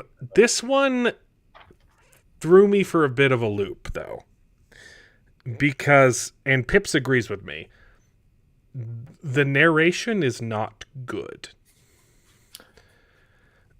Thank you. But after having read the book, I think it's on purpose.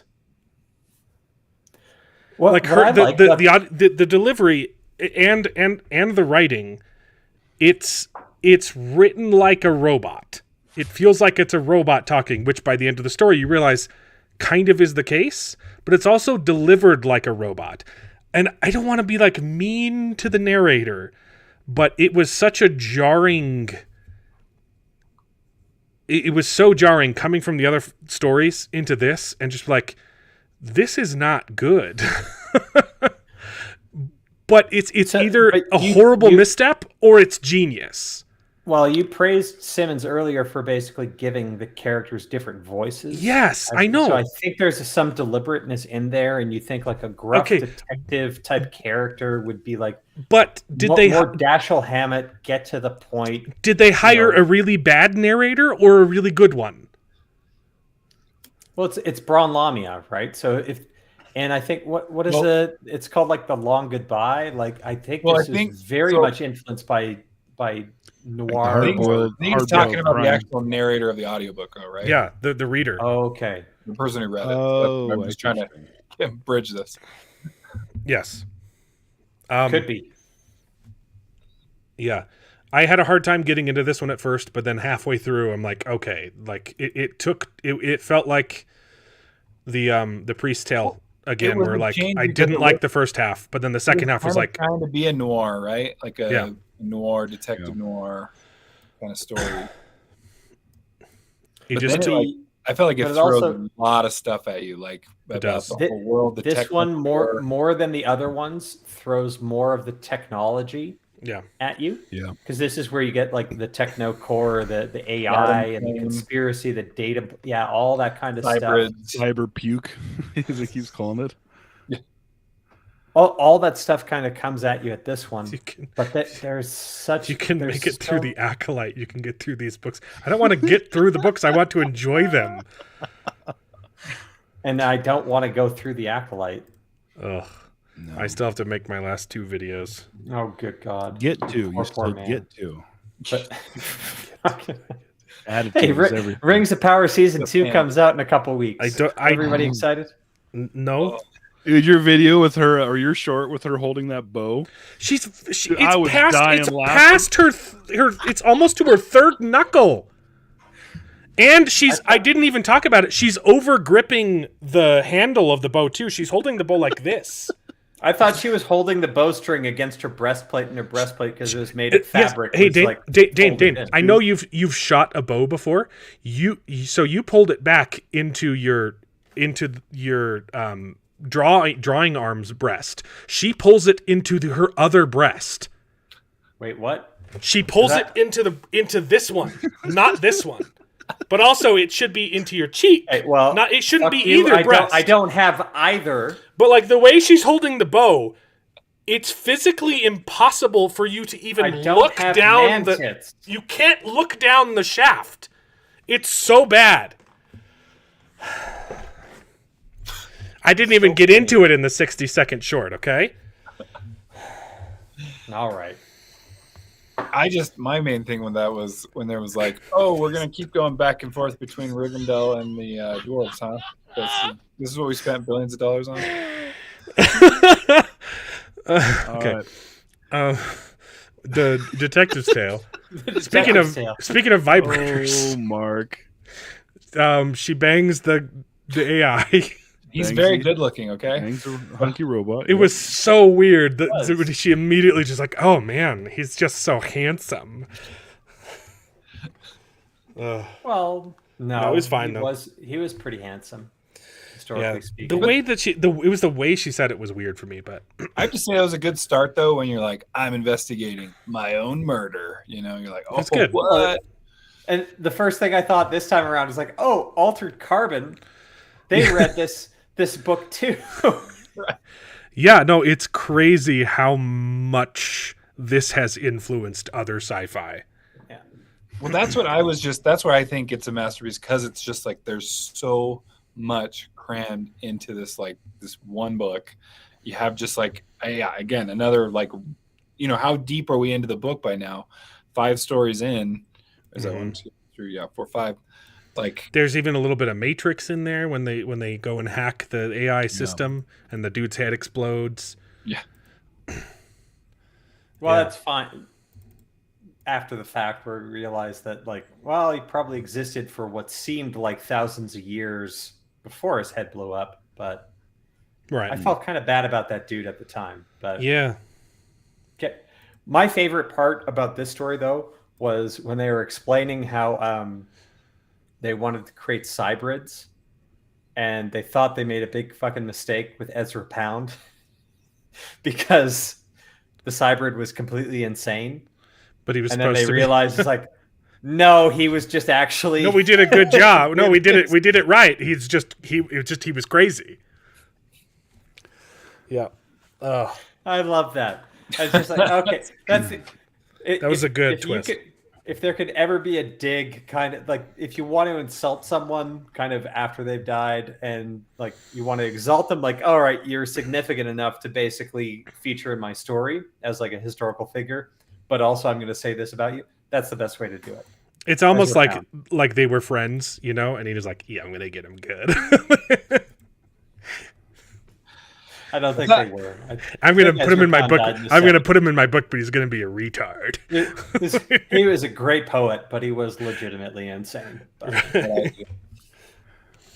Yeah, this one was really fun, and the world building is very interesting, and it finally kind of explained like the stakes around Hyperion, like why everyone cares too. Yeah, I and like that. You meet Maina Gladstone again, and you kind of learn about like there's this kind of fracture in the techno core with the stables, the volatiles, the ultimates, and that they're all kind of, and of course, I think just such a human thing to be like, hey, you know what? There's this unstoppable force. Let's unleash it. You know, somebody can use this, right? And nothing will go wrong. We would never do that as humanity, would we? No, probably not. I made a terrible mistake with this because I read this in one day, Wow. And so by the end of it, by this one in particular, and I'm not the biggest fan of cyberpunk anyways. Right. My eyes were glazing over quite a bit of this last one, I must admit. This one has a lot of that flowery language that's just thrown at you that's not important as well. Yeah. Like the just names of technologies and guns and stuff. Well, there are chase scenes that kind of span planets because they go like through Farcasters. Yeah. You're struggling to kind of like Right. keep up with what's going Stay on. grounded, and yeah.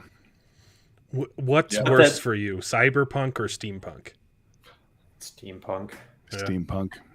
It's too pretentious. You got Did you read monocles Jim and top hats. Did you read Jim Not Butcher's? pretentious enough. thought it was I mean, pretty good. I technically read it in 2 days too, because it was on the drive to Oregon and on the drive back. So I can't help myself. But at the end of the day, fantastic. This great story. Bring everything back to Keats. Bring all the poetry in. I love the like recreated Earth. and she's pregnant with baby Keats. Well, Cybrid pregnant. I don't know. If No, that's come on. Because it's a real body though, right?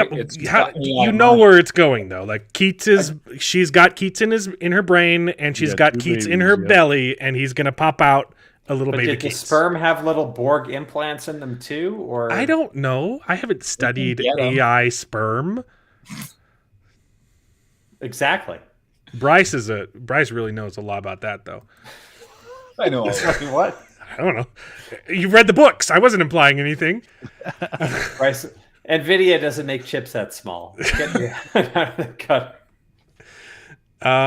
Yeah, no, and it ends with a fun fight scene and just more questions.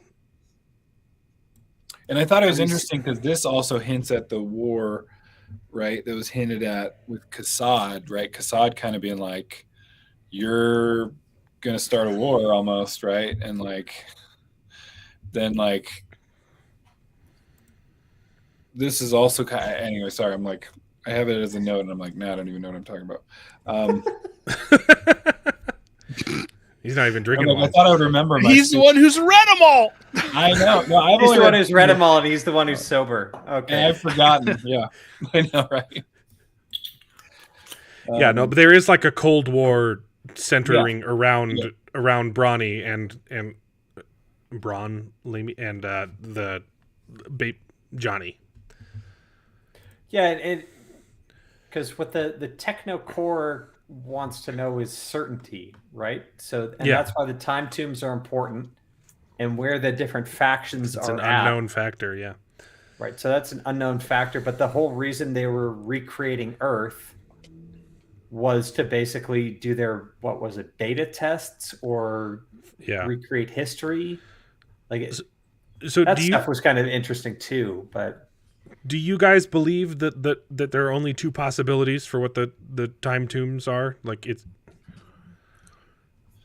I like where you went with that though. That's and it's a very literary thing to do, is like, let's box you into a corner, make you think there's only two. Yeah. it just doesn't make like the actions of the Shrike just don't make sense to me if there's only two options. well, for me, the difficulty is essentially if you have something running back in time, and this is where I'll give Star Trek the credit for doing this kind of properly with the final episode, The Anomaly. Time travel muddies things, yeah. Well, no, they go back, and Q brings Picard back in time to like 4 billion years prior to the present, and the Anomaly takes up like a quadrant of the galaxy, and it eliminates life on Earth. What we're getting here in Hyperion is something that operates backwards in time, but the first interaction our characters have seen about this, the time tombs, is Kassad getting laid, which is still in our future, right? Yeah. So that's the problem where you're talking about, okay, an anti-time. It's like, well, how if they are literally going backwards in time, how does that affect? I don't think the Shrike are going History of- backwards in time because the Shrike are also. Well, maybe they are. Are there It- more? the- Are there it- I- multiple strikes? Yeah. Because I was the way they were talking about them, it made it seem to me like there was one Shrike. I could be way off on this, No, but I'm, so I That's the just sense I I just got. assumed it keeps like appearing in different. I think it says there's more than one, and also Really? with Kassad's Tale, there's two. There's the Shrike and the girl one who turns into a Shrike. Oh, I thought Honestly, that was just Shrike. it could honestly be something as simple as like, well, It, you go it talks any about further two of back in them. time in the Shrike's anti-time timeline, and if he gets into our past, you get into a place where there is no contact with this world, so he would be trapped on Hyperion no matter what. Yeah, I don't So think that's why it doesn't affect our time, even though we're Earth's history in this sci-fi. So I don't think the Shrike themselves are going backwards in time. I think it's just the time tombs that are traveling backwards. But I think the Shrike, I think their memory is like their hive mind is outside of time, kind of like the aliens in Arrival. So they know what's going to happen and stuff, but they're physically existing in time, but they can slow it down. I don't know. I need to read So the now second you're book. attributing Arrival to reading Hyperion as well. A little bit, yeah. Which is a short story from what is it? Who is it? I don't remember. Chang. I've seen the movie though. I don't need to read the book. Good movie. It's good. It was a good one. I liked that one. That one was pretty sad too. Not as sad as the Scholar's Tale, but it was good. Well, and then Het Mastine was probably that Templar with Johnny, right? That's what, I mean, we already kind of talked about that. Yeah, I'm pretty. I think they say explicitly yes, it was to him. Yeah.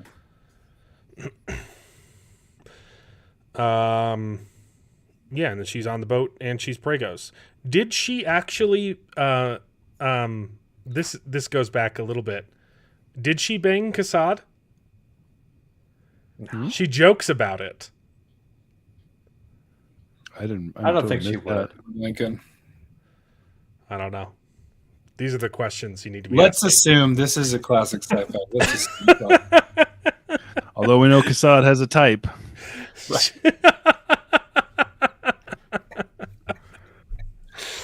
He's like Anyways, to the consoles. fly trap over there.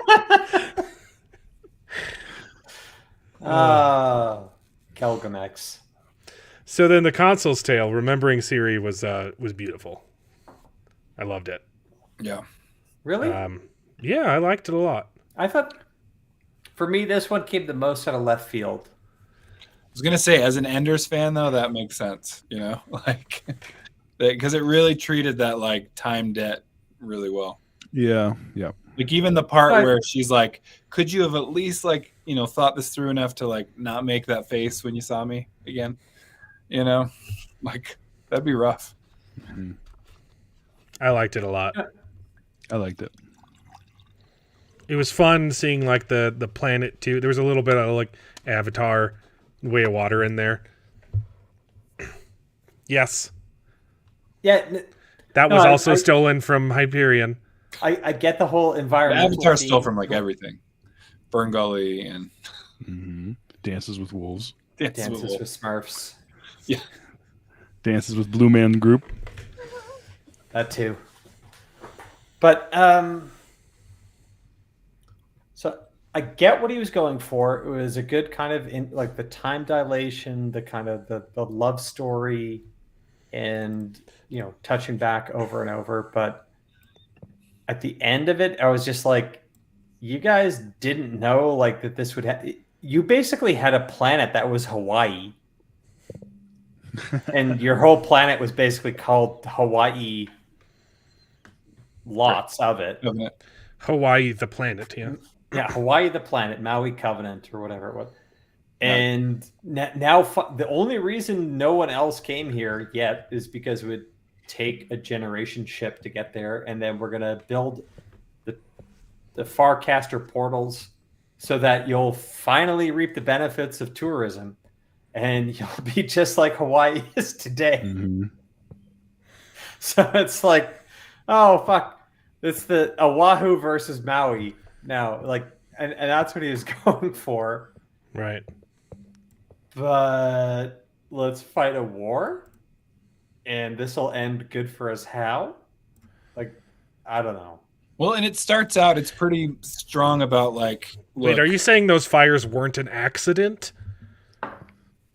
I'm saying, like, I wouldn't necessarily say like gladiator theme, like people should know when they're conquered, but it's kind of like the time to object, like if you want to get plugged into the whole network system, is when the guy shows up being like, hey, we want to install this in your solar system. Yeah. Yeah. Well, but they were, I mean, it was clear too about how they, you know, thought culture was more important than anything, and that they'd lose their culture if they kind of jumped into the whole thing and everything, like, you know, the whatever, the hegemony. Into the world web. Yeah. The world web. Yeah. Thank you. And so it made that kind of very clear. I thought it was pretty interesting. Then you finally find out, though, this is like child of them, right? Is that what it is? Danelle is the No, I think that the Grandchild. console is a grandchild of them. Grandchild, yeah. grandchild, just grandchild, not great. Siri and Marin are his grandparents, yes.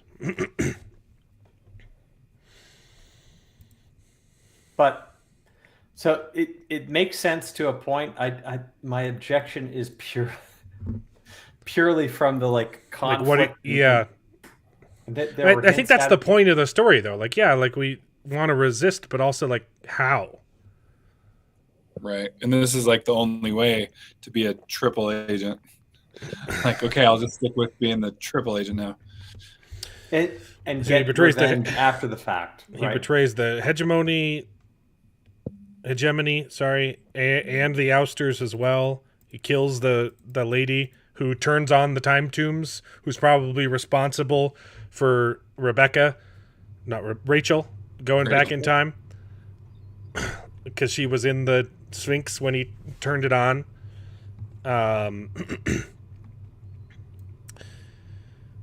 Cool stuff. No, I get it.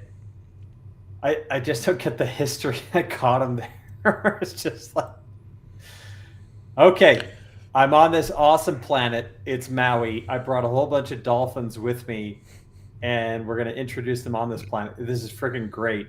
We don't have the tech. Oh, humanity catches up with us. They want to bring us into this world web. My first instinct would be, you just want to turn us into a tourism planet. Can we negotiate about this? Like, can we limit you to certain areas? Like, we want to preserve certain aspects. If not, okay, conflict right now. You just like kill them all, and you know they don't hear back for another couple centuries. I kind of gathered they're like kind of peaceful, kind of like, hey, we're chill, you know. Hey, yeah, come on, enjoy this good stuff that we have. Aloha spirit. You know? We got a guitar on the beach, and we're just gonna like sing. That's kind of like, we're gonna sing Jack Johnson tunes, which is kind of like our. But our I mean, national like, that's anthem not your now. nature to be like, oh, you came here, I got to fight you. Like, you kind of, they're gonna allow it to happen as bad as it was for them. But I mean, they do kill Marin's friend, though. Yeah. But it's like, it went too far. And then they man. have lightsabers, kind of. Something like that. I don't know. I thought it was a good last story. It wasn't the best one, but I think it like ties together the other stories pretty well. It explains a little bit of the backstory to like the detective's tale tells you like what's going on right now, and the console's tale gives you a little bit of context for the world building too, from his perspective as a triple agent, and you get more of the ousters as well. He's like, hey, they're actually not bad guys. I'm also going to betray them, but was him betraying that ouster even necessary though? Because they were just going to do what he did, right? Just Yeah, I turn thought on the that time too. tunes. I think don't know. his goal was to precipitate a conflict between Right, the world right. and, No, and the yes. outsiders, right? You're right. You're right. That makes sense. So he's So that serving he his can get own back. aims. Yeah. Do we know what he wants to do with his pilgrimage, though? Like what his goal is to be with the Shrike? I don't think he ever defeat the explains. hegemony. I thought it was like to kill the hegemony or like destroy it, whatever. Just burn it all down. Yeah, He's going to ask them a boon. yeah, because yeah. And then the book ends with everybody holds hands. Well, and then the question, and they sing "Follow the Yellow Brick Road." Is that what they sing? Yeah. the Wizard of Oz, yeah, We're off to see the wizard. That's what it wants was. to be the wizard. Yeah. Well, and then the question too is they have to have 7, right? So they're like, do one of these kids count? Just the unborn count? Well, like, and that's a common thing. Like, they all kind of have someone with them, right? Yeah. The priest has got his little double cruciform. The soldiers, he doesn't really have anyone physically with him, but his entire life is obsessed around the Lady Shrike. The poet doesn't really have anyone with him. Yeah, Salinas? He does Well, poems. yeah. he might have a sadder dick with him, but that's not a person. The real Hyperion was the friends we made along the way. Secret Fire White, books. Trout's got his little Rachel. That's exactly what it is. The detective's got the AI insider. The console's got, I don't know, a Ship. bone to pick. He's got a ship? Yeah. I do wish that we actually spent more time with the pilgrimage because that was interesting to me. It was. But it seemed like we were there for a second and then it was gone, and then we're there for It's a always second. like they get to a new place and then it's like nobody's here and nobody came to pick us up. yeah, and We gotta like wait it for was, this. and like Yeah. I loved like the Yeah. grasslands and the cover. Oh, yeah. Like that was so visually cool. I thought there's a cool like story like right in there where it's like the grass is like razor blades and there's like serpents that like will kill you. Yeah, Like there's Like, a whole it's different cool. kind of thing. I know. I was like, there's a good Vin Diesel movie in there, you know? Like Called Death World. Yeah, exactly. And what you got is a freaking pitch green. I've got to Yeah. go read all my Keats poetry now. That's the reference. Oh, got to read my romantics because I can't understand this without a thorough, Yeah. university course in Right. romantic literature. The book does feel like it's judging you the whole time. Like, it's like, you're It's not better than as me. well read as you thought you were. It checks out. Yeah. No, you are. It's like you get those like references like, yes, Keats. I know Keats. Right. The greatest poet ever. I had to look it up. I was like, was that quote from Equilibrium, that Sean Bean reads? That's Yeats. Oh yeah. I look it up. I was like, oh yeah, okay, so I'm way out of my depth. Like I don't know. Equilibrium. I love that movie. Technically, I think it's pronounced Yates, but Oh, yeah, there the you only reason I'm going on that is because I was Yeah, walking through the streets of Dublin once, and it was late at night, and some really fat drunk guy across the street, for some reason, just shouted out, "William Butler Yeats," and kept on walking. You're like, oh, good to know. Yeah, that was my introduction to that. Dublin. Cool. Yeah. You ever been there? Oh, it's fun. That source sounds legit though, so we're going with Yates. Yeah, we're going with Speaking Yates. of that, Yates. he's also better than us. So, Yates or Keats? no, Or the you drunk guy I met in Dublin. are. I know. I was like, I haven't been to Dublin. That's cool. Yeah, we didn't name drop. I've been to Mexico. He's like, oh, I'm bilingual. I read books in 2 different languages. Okay, I've read Don Quixote in Spanish. Well, at least you don't say Don Quixote. Don Quixote.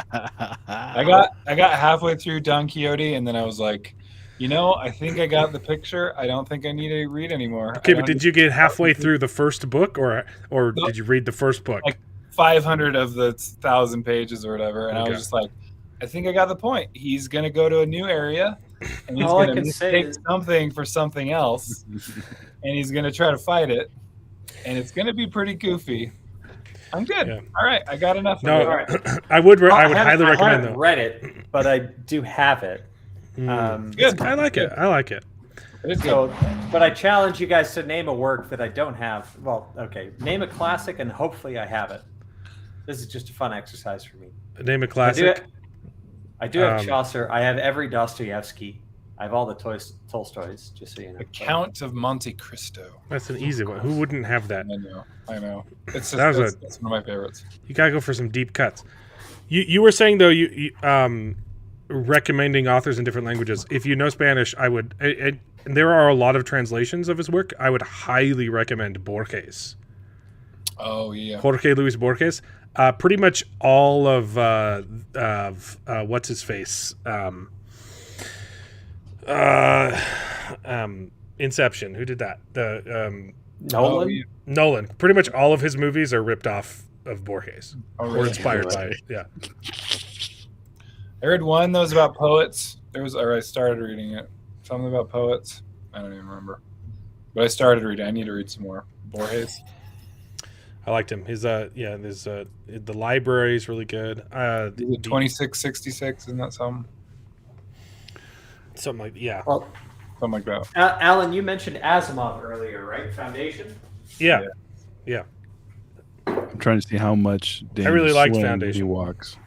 I Nope, need to it's read. I need to read the rest of them. But Very good. What about The Master and Margarita? No. I love that book. Okay, it's not in the library, but no.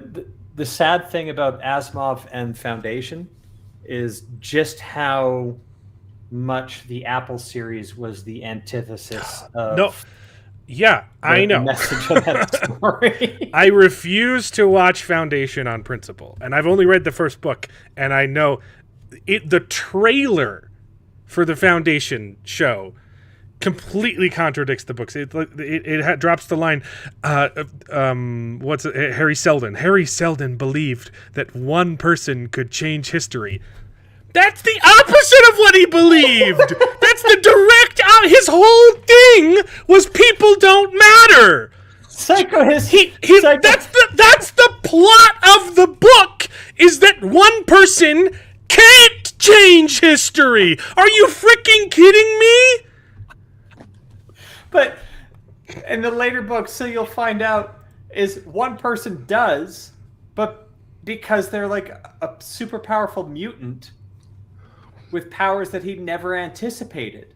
And then it throws the whole plan into like disarray because it's the unanticipated. His mathematical model would have worked perfectly, but for Mutants. But for the mule. X-Men. Exactly. The X-Men. Yeah. Also, he's like still alive in the show. He gets like a reincarnated. They kill him off, but then he gets like reborn or so. It's weird. It's like, maybe it's a hologram. I thought it was like a hologram projection. He's like the Hologram Doctor projection, yeah. from Voyager. Yeah. No, All of it's his, dumb. Yeah. No, I don't disagree. I just say it's worse than dumb. It was subversive. Subversive. Yeah, That's the cool thing to do. Ryan Johnson's good at that. I've Fuck heard. off. I've heard he's really good. What are you drinking, Dane? I got a Zinfandel, and I'm nearly through it. Let me see. It was pretty good. Gnarly Head from California. So, Bryce, you have read just the second book, not all four of them, Correct. but you recommend the second book too, right? I think you gotta at least to complete the story. I don't Right. know. But you're right. You can matrix it and be like, you know what? Because I did feel like, and I don't know. Maybe it helps to kind of go in knowing. Because I remember I didn't go in knowing that it was totally different. I mean, just in the whole. Again, I should have known. Not saying We're out of tales. Yeah, yeah, we're out of tales. We've all told them, and so it had to be something different. It's quite a bit different, but it's still good. It's still like is dealing with the same things, and I just think its handling of time travel, which is a very hard thing to like, or just time. Right. which is like a difficult thing to handle without like easily finding everything wrong with it. Like, whereas this isn't, I mean, the way it's handled is just so well. And so I think it's worth doing. It does, like I said, you get more into kind of Weintraub and all that, like, because that's the kind of fundamental like basis, I think, the meat of Hyperion, and kind of just learn more about that. It's good. It's like, I still gave it like, I think like a 4 out of 5 stars or something, but like Hyperion, I was like 5 out of 5, like nothing, not even a problem, not even a question. Yeah, I plan on reading all 4 for sure. Yeah, this was my like, okay, I'm gonna actually finish the whole thing this time. Yeah, if you guys want to keep doing this, I'm down. I'll read the whole thing. Alan, I'm down. So I'm down. I'll do it. Okay. We'll read the next Hyperion. But I'm interested to see where it goes. But yeah, it's. I'm also open to suggestions. If you guys want to force me to read something else, like shoot it out, and we'll do. Here. I want to do at least one of these a month. That's like the goal. Okay, Drew. My goal for everybody to read. Heroes Die. What is that? Matthew Woodring Stover. That's my goal. It's the best concept. Never even heard of it. It's essentially like, what if in the future they found a way to like access like a fantasy land?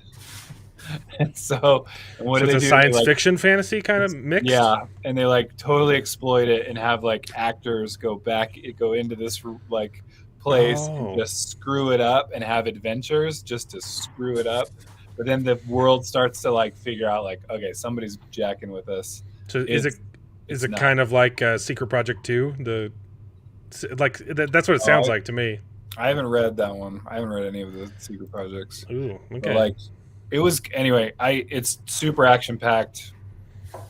Like, and then the sequels even. Right. I think, Do you have of Mice and Men? Wait, you're only asking that because there's some weird sex stuff in that. I haven't read it. I thought do they have sex with the mice? No, Oh yeah, it's total bestiality. Yeah. I don't think that was the issue. Because mouse sex is. Well, it's not great, but I mean, Kassad has no problem with it. You can't even do just the tip. Kassad was like, where do I find more of I this? was like, it was great. No, but if you want more of that degenerate shit, Lady Chatterley's Lover, that's a good one. They now, made a it's movie not- out of that, right? Many, but it's not sci-fi. If you do want to read kind of a classic sci-fi, and I don't know if you've read it, but Brave New World. Oh yeah, I did read that one actually in high school. Love it. There were a few, I know I exaggerated. There were a handful of books that I did go ahead, like I read Beowulf, awesome, because like yeah, I'm gonna read that one, right? I thought you were Mexican, not Anglo-Saxon. I'm not a real Mexican. It's just a technicality. We got to bring that up. Come on, your channel's named that. No, I'm This Mexican face. I'm Scottish, Irish, all those things. So I hate myself. Heroes Die, is that part of a series? Acts of Cain #1? Okay. Yeah. That looks interesting. I do want to read Drood. I think I want to read the rest of Hyperion You want first. to read Drood. Drood is incredible because the way he portrays Wilkie Collins, who's the viewpoint character. Oh, he wrote the Moonstone. He was a contemporary of. I think I have the Moonstone somewhere. Got it. Anyway, he was a contemporary of Charles Dickens, kind of like frenemies. But he really reminded me of the poet, the Weintraub. It's like this. It's like the same character. It's just Except him. It's his self-insert again. It really might be, except in this time, it's every opioid on them in England. But no, it's great. And Mark Clark, yes, for your comment there, Mark. Stay tuned. And I forgot to mention, this is the worst cover known to man. It's a pretty bad cover. It's a bad cover. It's bad. Bum Ciders. Oh, that's the one you're on. That's one of your pulp books. That one Can't get it to is pull up. one that I can't make a video without people saying usually Mark Clark or a Secret Fire book saying I need to review it, but it's in the works. Is that greatest similar? great? That's greatest book, worst cover. There you go. Yeah, That's pretty awful. Nice blouse. that's what Exactly.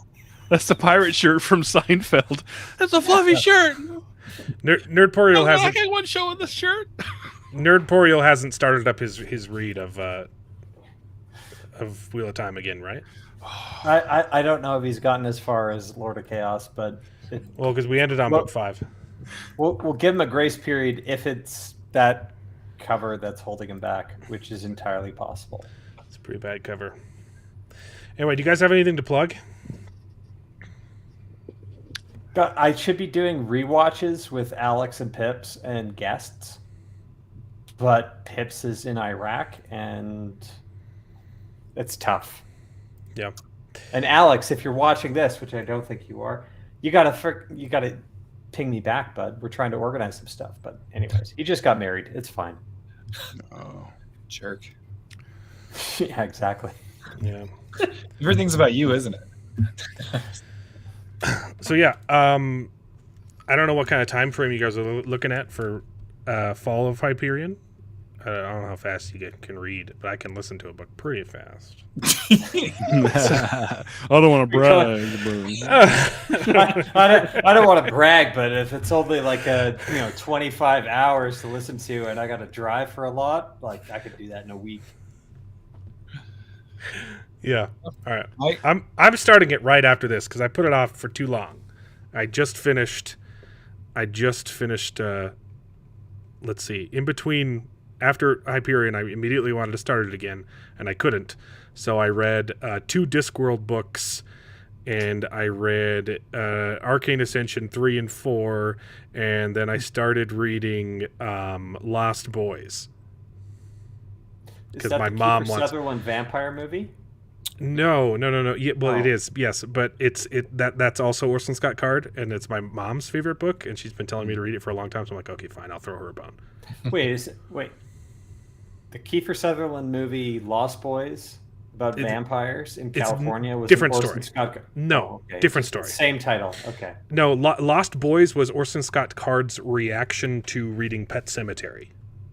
He said, "I want to do that, but I don't hate myself." Oh. He says, "I want to do that. I want to do that story, but happy or something." That's. I haven't started. I haven't read it yet. Okay. No. I read what is it? Orson Scott Card's Hamlet, but it was the what was it? It was like the dad was gay is the reason why everything happened bad. This is such a bad take. Xenocide is so good. Yeah, I can understand if you didn't like Children of the Mind, but man, Xenocide introducing the brilliant the super genetically modified OCD is brilliant. I thought, but the problem for me was like, yeah, it was great build up, and then I just thought Children of the Mind was like, ugh, that was rough. I need to watch the beginning to Pet Sematary. Anyway, you guys have anything to plug on your channels? What's the one video people should watch to like if they don't know your channel already? Oh, for me, pick one. Just not the latest one. Don't start with the latest one because I'm in drag for half of it. But no, yeah. Wait, what? It's a mystery box. Maybe you'll find out. Okay, perfect. That's how I'm gonna be enticed. Show us your box, Pulp Mortem. It's all in the setup. That's what everybody wants to see, an actual giant man dressed in drag. Anyways, yeah, I review vintage science fiction. We usually have a video a week. Monday, I'm actually on Secret Fire Books channel. We have the elusive exclusive book society, which is another book club I do with Nick from the Book Graveyard and Tim from Secret Fire Books. And it's a lot of fun. And this time we got Ira from SF Words of Wonder joining us. And yeah, that's going Monday. And other than that, just reading and having a good time. Good. How about you, Bryce? Nice. I guess probably I did a top 100 fantasy books series. It's like a playlist that took a lot of work, but that might be the best. Yeah. I enjoyed that, but I like doing these things. It's fun just to hang out with people who like the same stuff and can both talk about Hyperion and Wheel of Time at the same time. I mean, there's not a lot of people that can do that. Let's be honest. Right. So- Where did Memory, Sorrow, and Thorn end up on your ranking? I actually have never read that. Tad Williams. I read Otherland, the first 2 books, and they were so like I liked what it was going on, but it was just such a long way to get there that I was like, I don't know. I gotta rethink things. That's So his like it's on video my- game one, right? Where they like go into a digital world. Yeah. Yeah, that's been on my list. So little happens in like 2,000 pages of those first 2 books that I was So like, I can't promise that MS&T is more action packed than that. Right. But you should try it. I think Okay. you might like it. Just know what you're getting.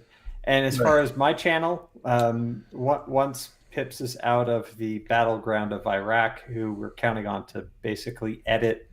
Basically, what we're doing this time, we're watching season 2 of Wheel of Time again. That's coming up. We call it the rewatch. It's painful. It sucks. did the strike make you do it? But rather than like trying to get through a certain amount of show, I think our approach this time around is basically to budget 2 hours of drinking Got it. while we watch it. And if we get through 5 minutes of show, because we get You too have to keep drunk, pausing. we just have to stop and be like, we can't get through anymore. We just go off on it. Then we only get through 5 minutes of show. So I have no idea how long our rewatch is going to be. That being said, I think we need to edit it for putting the filter on, make sure we don't get any copy strikes, and perhaps foul language. Well, not looking forward to watching that. If I'm No one is, but you're gonna be a guest, right, Alan?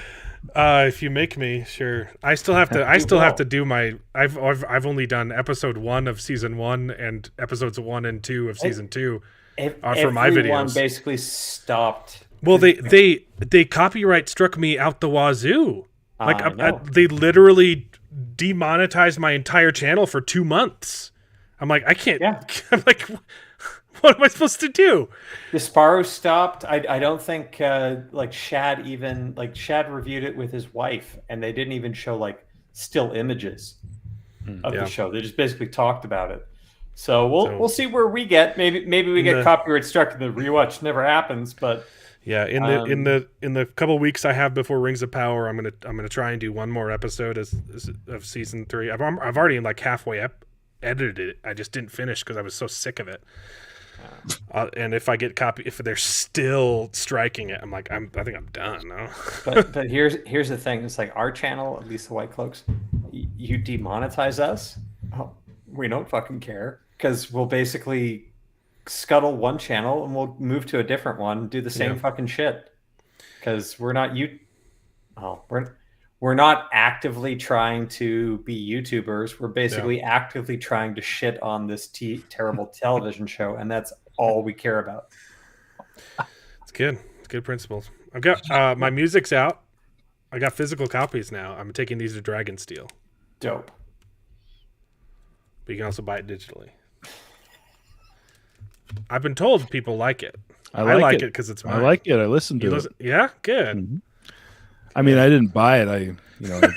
I got some burned CDs, but I'm gonna look it No, up. you Is can- that- you can- got it off it's on- Napster. It's on Spotify and everything, so you don't have to that buy it. intro music to this stream was freaking dope. Thank you. It's a little bit that on the different. It's a CD? little bit different from that. The stuff I put on this channel is like comedy, but this is real music. I think. Oh, Yeah. oh, okay. Don't kill. Here's the thing.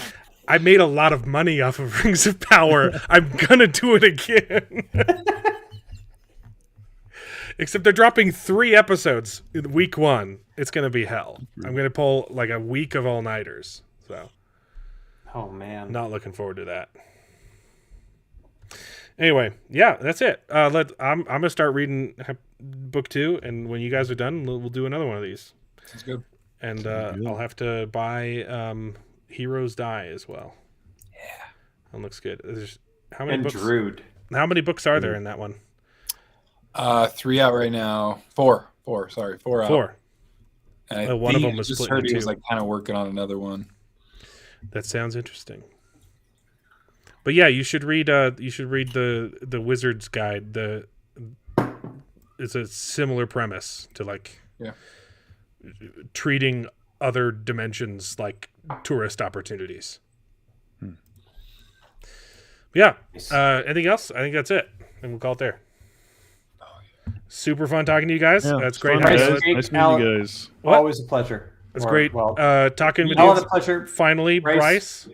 Always a pleasure with Dane. It's great having Pulp Mortem back. I'm excited to do more of this. E pluribus anus. Greendale, baby. I gotta look up the quote. Close it down. I gotta look up the quote about sex is what men want. I'll text you which show that is. I'll find it. Fraser?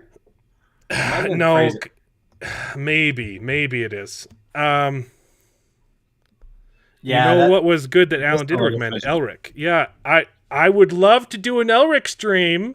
I could do Elric. But the Prophet of the Dragon keeps dodging me. I've read been 3 of the 6 main ones. Yeah.